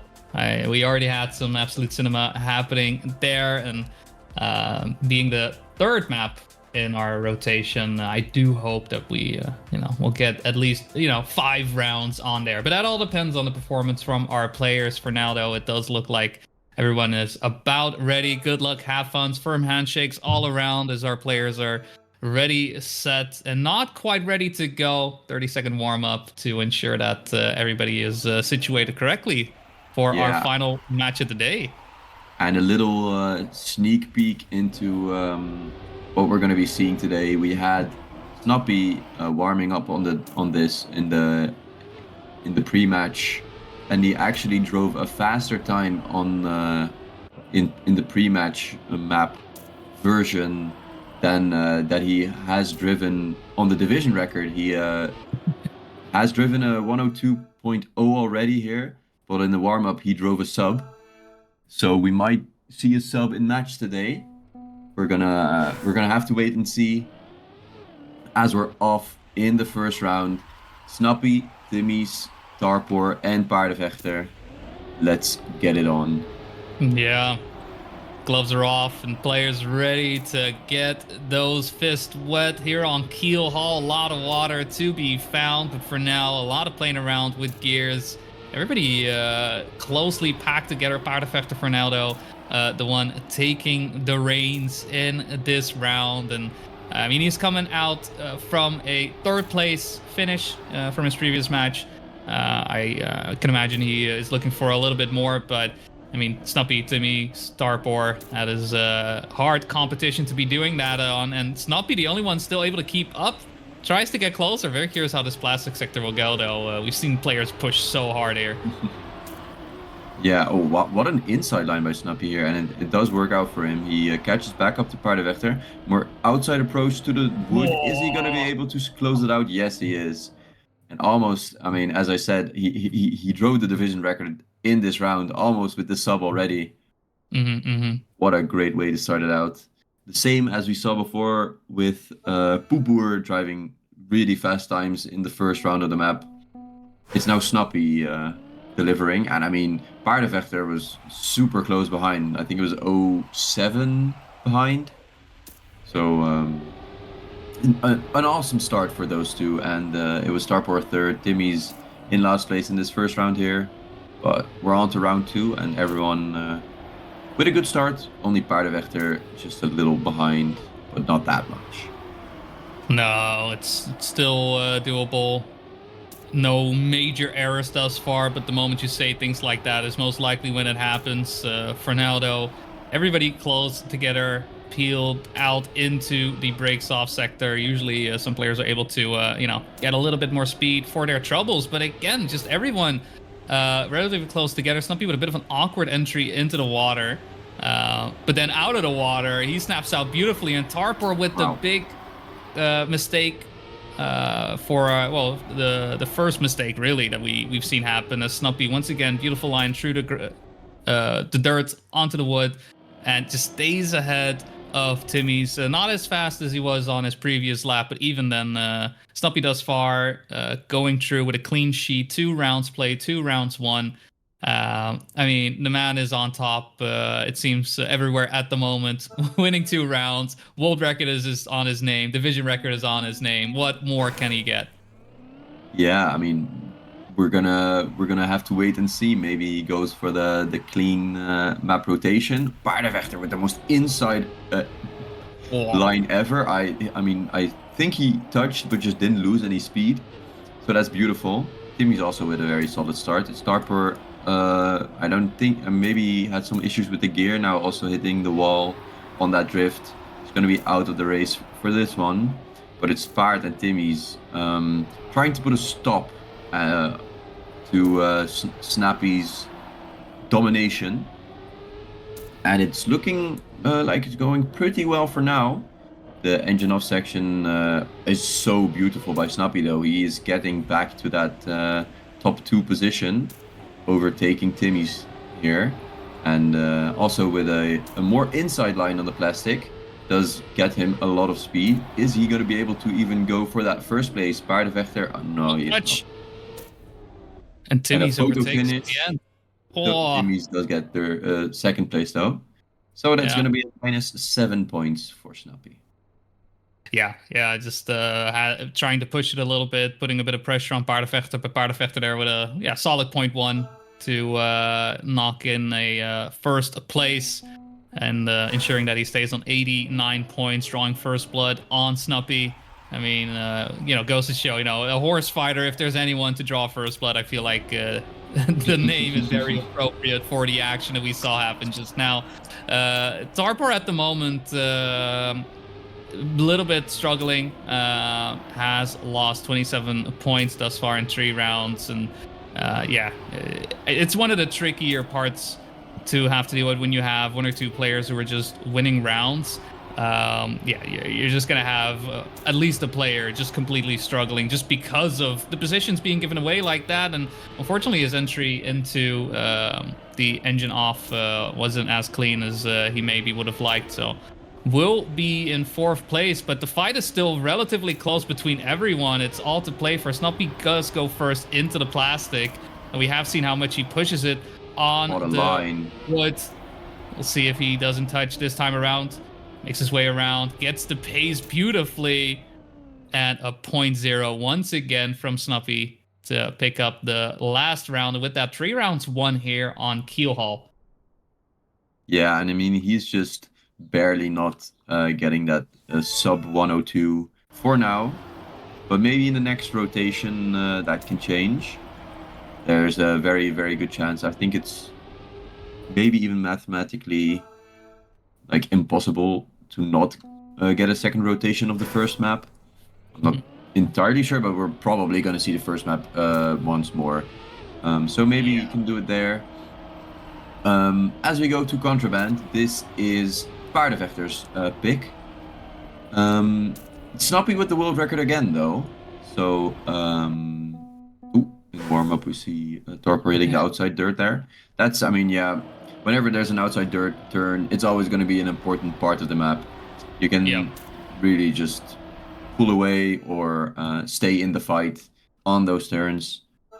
This one is pretty interesting. You kind of already have some angle when you're going into the uphill, which helps a lot. What was that? Torpor hit something. Yeah.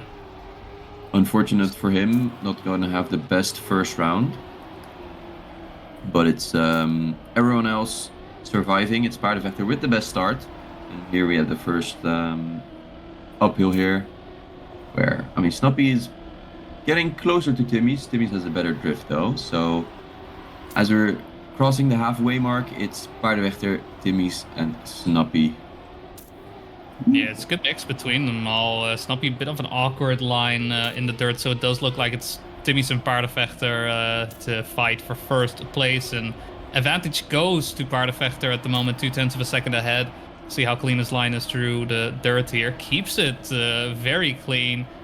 And his entry into the grass, also great. Little bit of extra correction having to be done there, but the gap is plenty. It's enough. He makes it through with a 0.867. Sets the division record with that performance. Great pick so far. If these are the times that you're driving, then yeah, he's ready. Yeah, this is what you're supposed to do in your own map pick if you wanna contest that first place. And because of the map pick, it's now only a 1 point difference, even though Snappy had such a great first map. I mean, Paarden Vechter had an equally almost as good first map, but now on map number 2 is maybe where Paarden Vechter can get back into the lead. So we're gonna have to wait and see. It's everyone surviving the start for this time around. Right as I say that, a little outside touch. Yep. Snappy with a no slide, unfortunately, as well. Now, Torpor respawning. And a DNF. Interesting battle for third. Oh. He DNF'd? Oh, he did. That is no. -12. Yeah. Must be frustrated. Yeah, just, I mean, he's not having the best of matches, right? And now that's -12, unfortunately. So we are left with 3 players, but honestly, it is a 2-horse fight at the moment. And once again, Paarden Vechter in the lead by 1.5 miles, it seems. It's going to make his way through. It's going to be, this time, a 0.0. Very conservative from Paarden Vechter there. You know, he's holding back. He's holding back. Yeah, it's a 2-horse fight, but there's only 1 horse fighter. Yeah, that's the Paarden Vechter here. Now moving into that first place, it's turning out to be a great map pick for him. Winning 2 rounds. Let's see if he can continue the streak. It's Timmy's now pulling a little bit away, but in the negative sense to that second place. So it's a gap of 15 points right now, but with a few good rounds, that's easily adjustable. And it's again, I mean, everyone making the start with even the uphill now made by everyone. Yeah, it's good to see Torpor here fighting. I mean, I can imagine DNF does a lot for the mental to have him. It also form as like a mental reset. Yeah. Just shake it off for a little bit, get back onto the horse, as he is trying to get ahead of the horse right now. Maybe the cart in front of the horse is what we are seeing happening here. But Timmy's with an amazing entry into the grass, overtakes Torpor there. But is it going to be enough to the line? It is such a close finish. Holy. What was that? 0.08 between 4 players, by the way. What is this, EWC? This is better than EWC. This is BPL, baby. Talk about Benelux Pro League. I've said it during seeding. I'm saying it again right now. This is the best Dragmania that you can expect to happen. Honestly, EWC is a little bit of a distraction. This is where the real action is.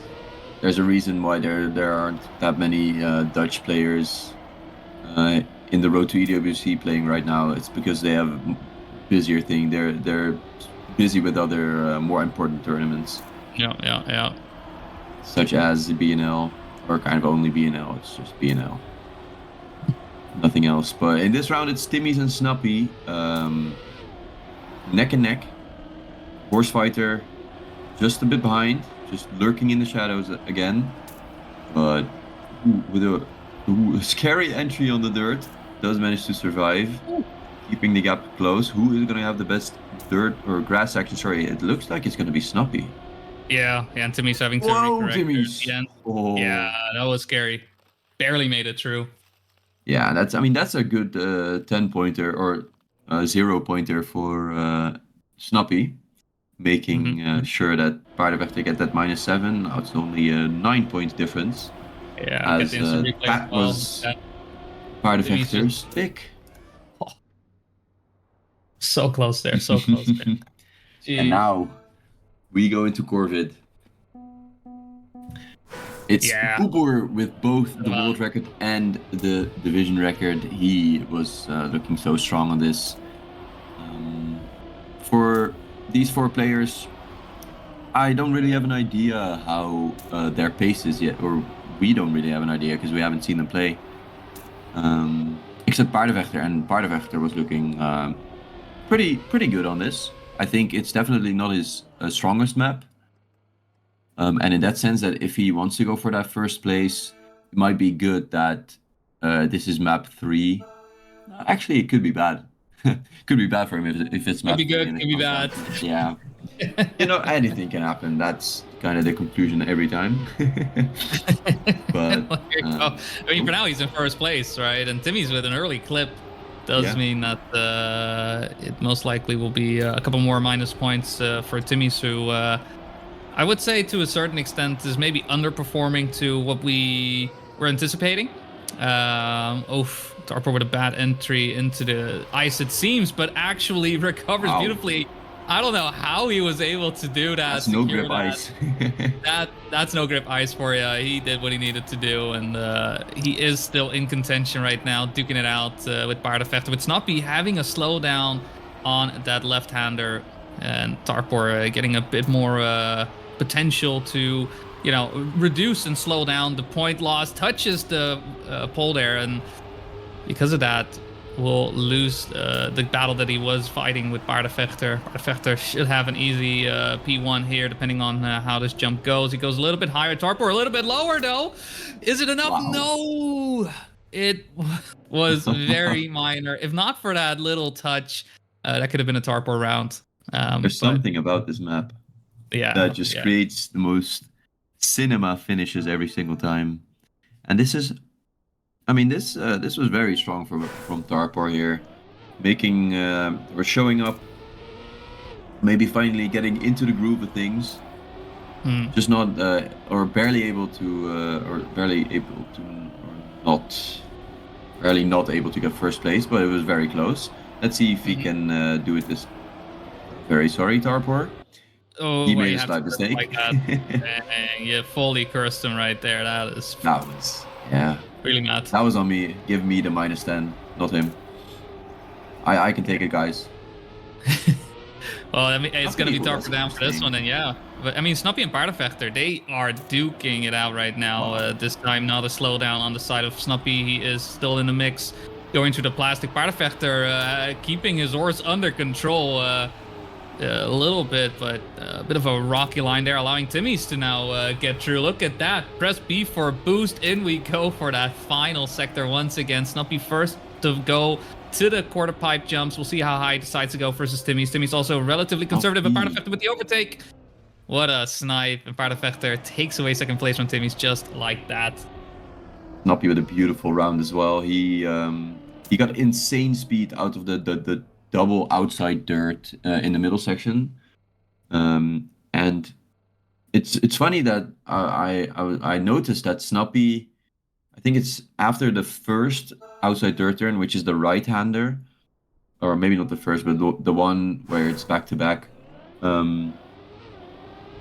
Snappy goes very inside with the approach to the second dirt section, just like Jussi was doing when we were spectating him just 1 or 2 rounds in the at the end of his match.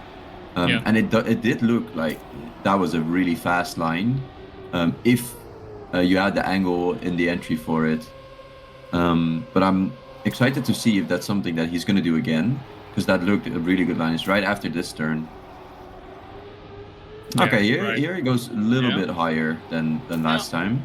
But I mean, he is in first already, so probably doesn't change that much. But it's interesting that last round it looked like he gained like point or a lot of time there.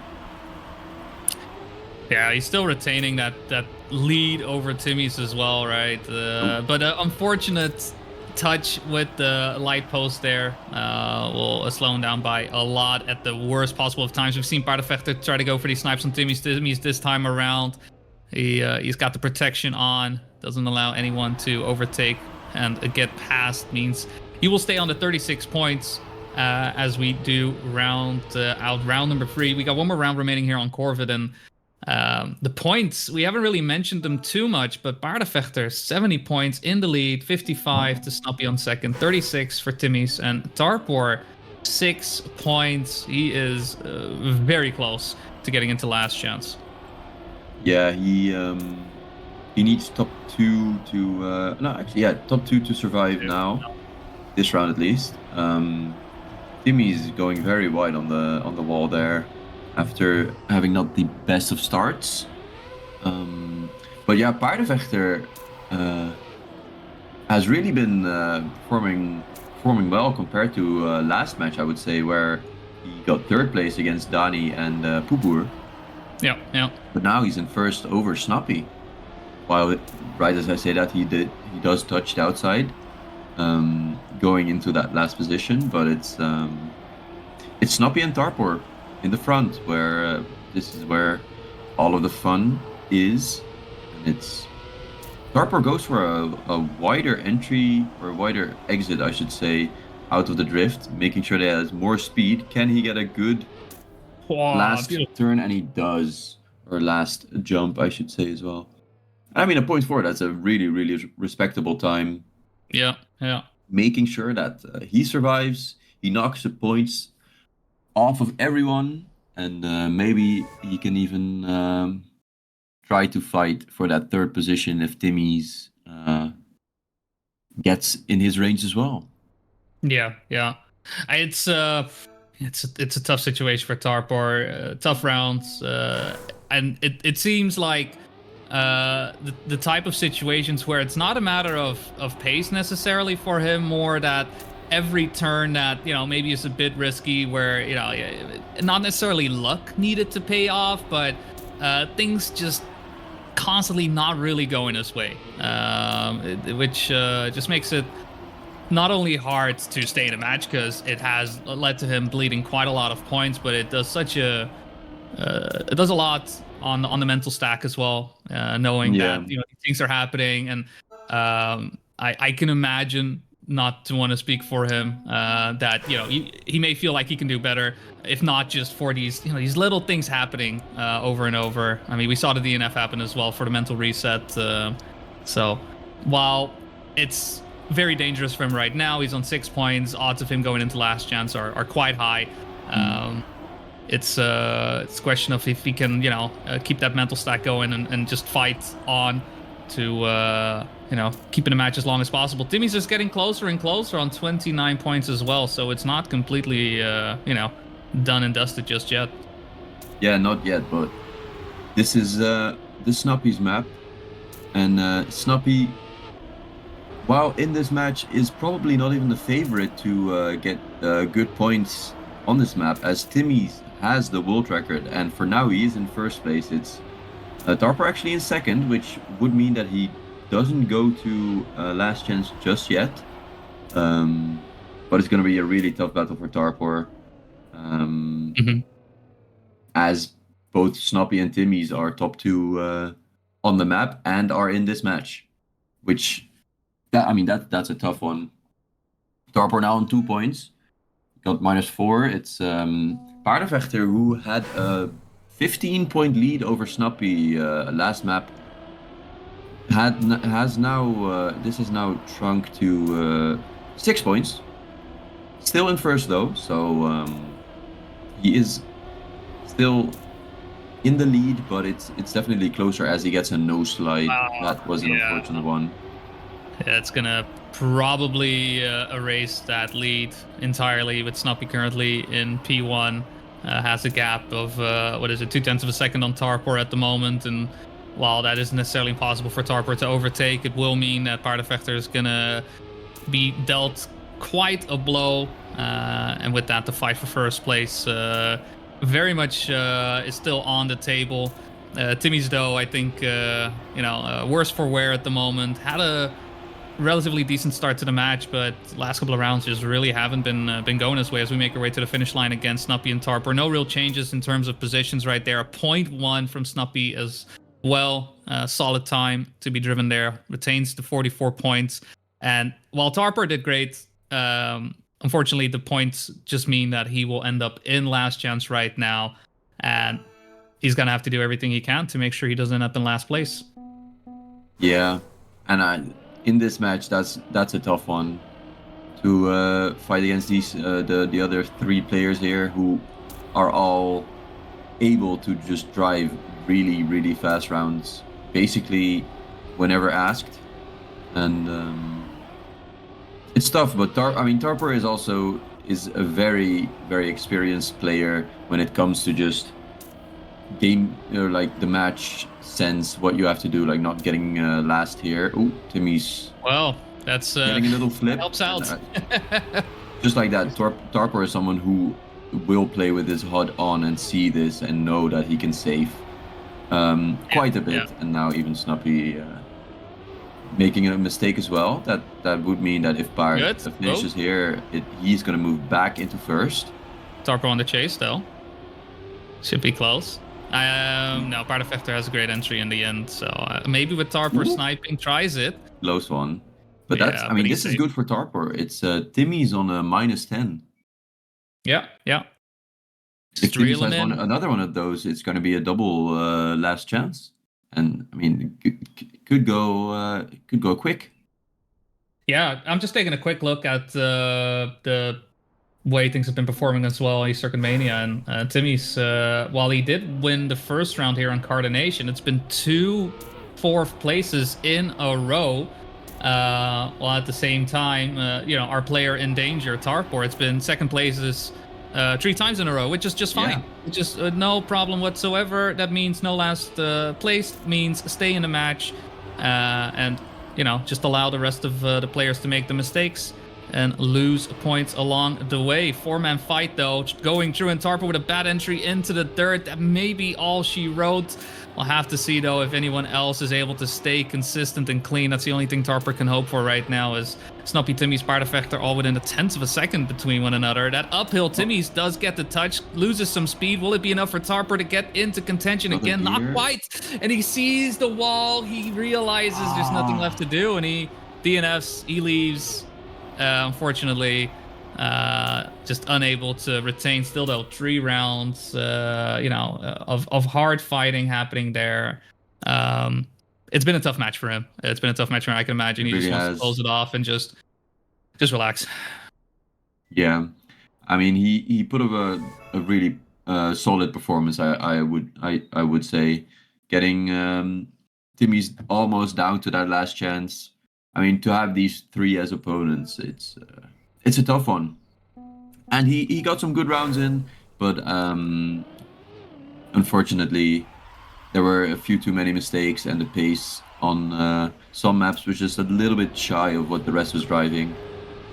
So that does mean that he only gets 1 point in this match, and that also means that first place now starts to lose points. First place in the round. And it's still, it's anyone's game, especially when we're looking at Paardenvechter and Snuppy. Like, Timmy's now, of course, has a big gap, and he will get last chance either way, or any way, in this upcoming round. But he still wants to get first. He still wants to knock off as many points from the other players as he can. So this is kind of a zero pressure round for him. Yeah, he just has to go. This is a warm-up for him back on Keel Hall, 2nd time round. Just taking another quick look to his performance here. Not too positive to say about the matter. 2 last places, 2 second places on our first time through. But for this round, does end in a P1 through the first half of the track. We have seen, this last sector be quite positive for Snuppy. His ending here is really strong, and his entry into the water. He does overtake Timmy's first Truden and into the plastic now. We'll see if he's able to retain that pace, retain that goal. Paardenvechter, the one looking to lose the most points here in the end. The Snuppy does retain first place. I mean, Snuppy's ending here. His second half is so strong to deal with. You really need a few tenths ahead. It all starts on that no break section. No. What I've noticed is usually Snuppy is the most, or the player that's the most on the right-hand side of that entry. And he, in turn of that, he can go relatively high, or sometimes not even that high on the platform there. But then he's able to cut into the right again without having to release that much, compared to what happened last round, where the other players had to release so much more. That is not good. That is not it. Timmy's on last chance, touching the outside wall, now down 0.7. Yeah. This is where you pray for a miracle. Yeah, because this is where things start to speed up going into the second half. We've seen how fast Snuppy is through here. Paardenvechter also ahead by about 0.6 over Timmy's.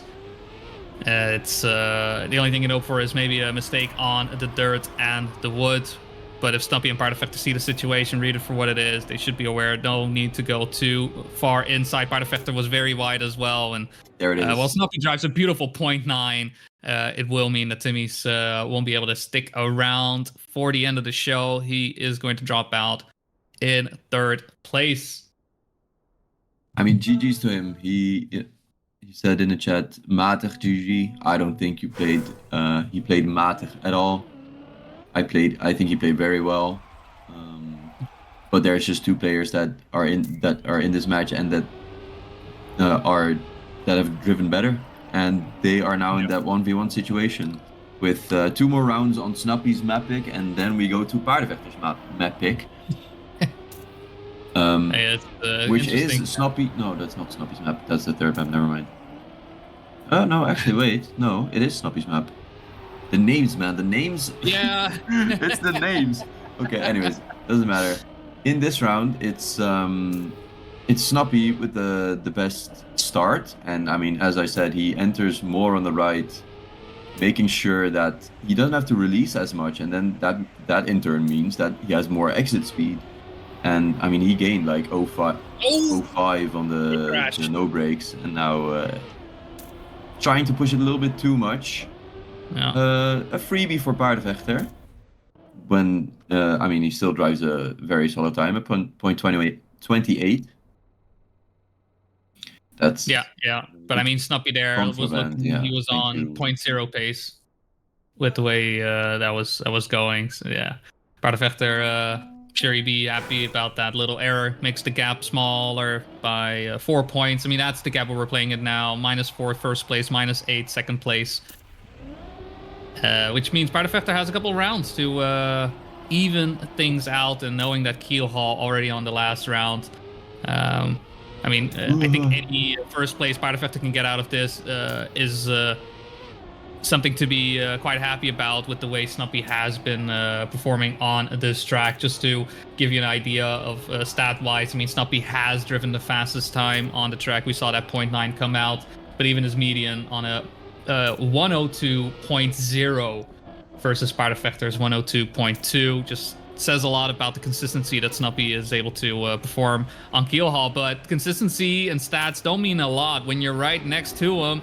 The exit from Paardenvechter are a little bit dangerous. Snuppy going far on the inside, and with that, Snuppy has let loose of the chains and has left Paardenvechter behind. Another 0.901.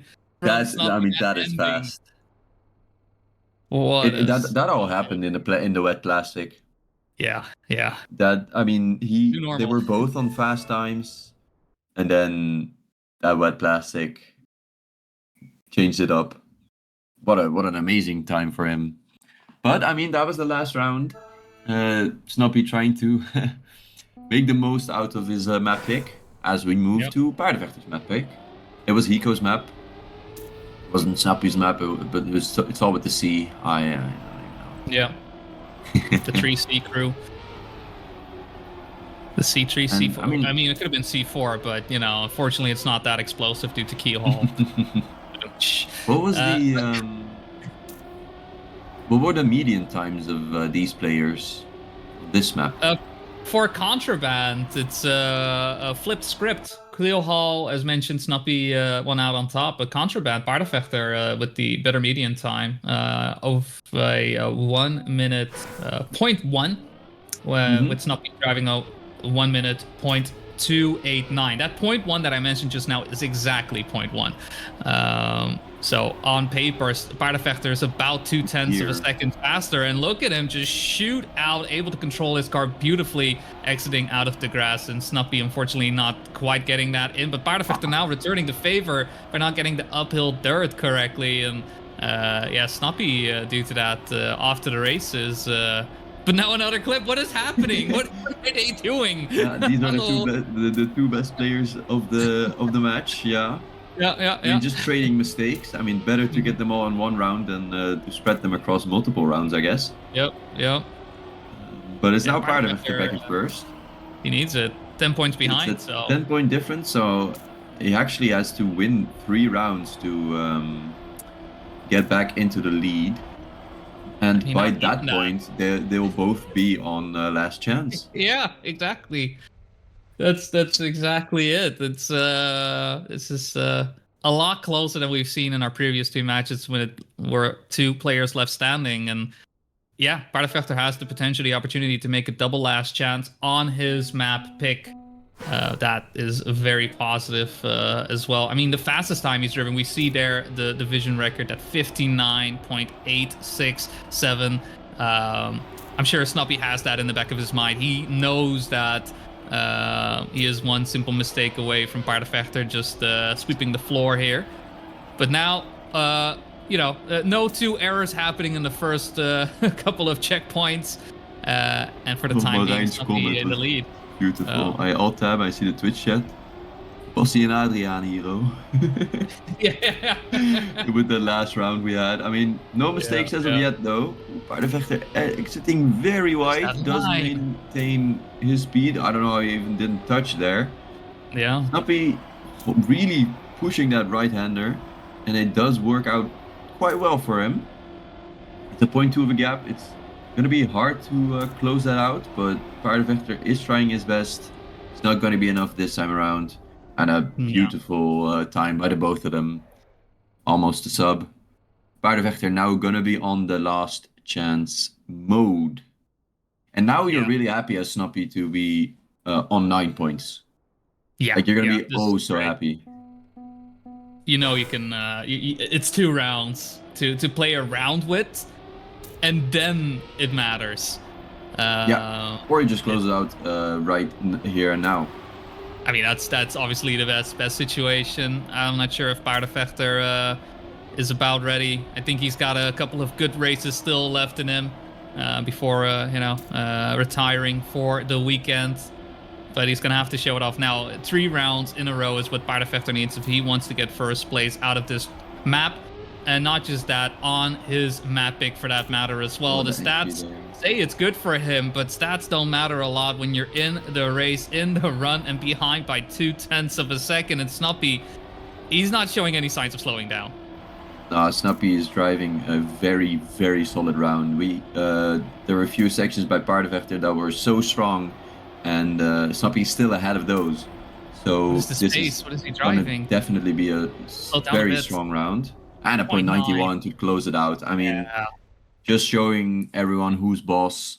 It's Snoppy. He is again back on that throne, surviving on 5 points and closing out the 3 matches of today. Belgium winning over the 3 Dutchies. There you go. And that means that while not every match has been played in Division 1, there are some people who have played 2 matches, sorry.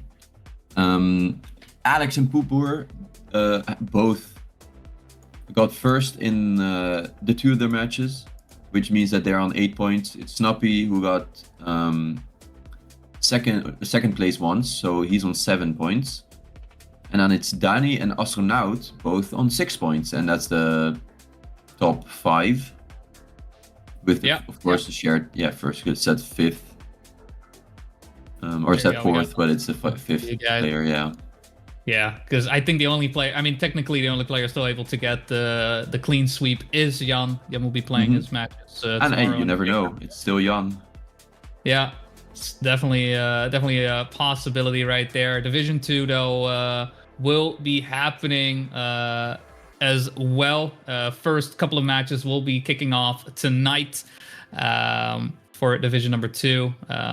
But you'll also be able to catch some of those throughout the days, though not on this channel, unfortunately. So that is something I'm sure you're going to have to be able to catch. You can catch Circuit Mania, if not the POVs from players, to keep you up to speed and figure out what's happening here in this, absolutely stacked Benelux Pro League. What a way to kick things off. We've already mentioned, we would love to see some Luxembourg players in, but with the amount of Belgian players we have in as well, Snappy being a great representative here in that one.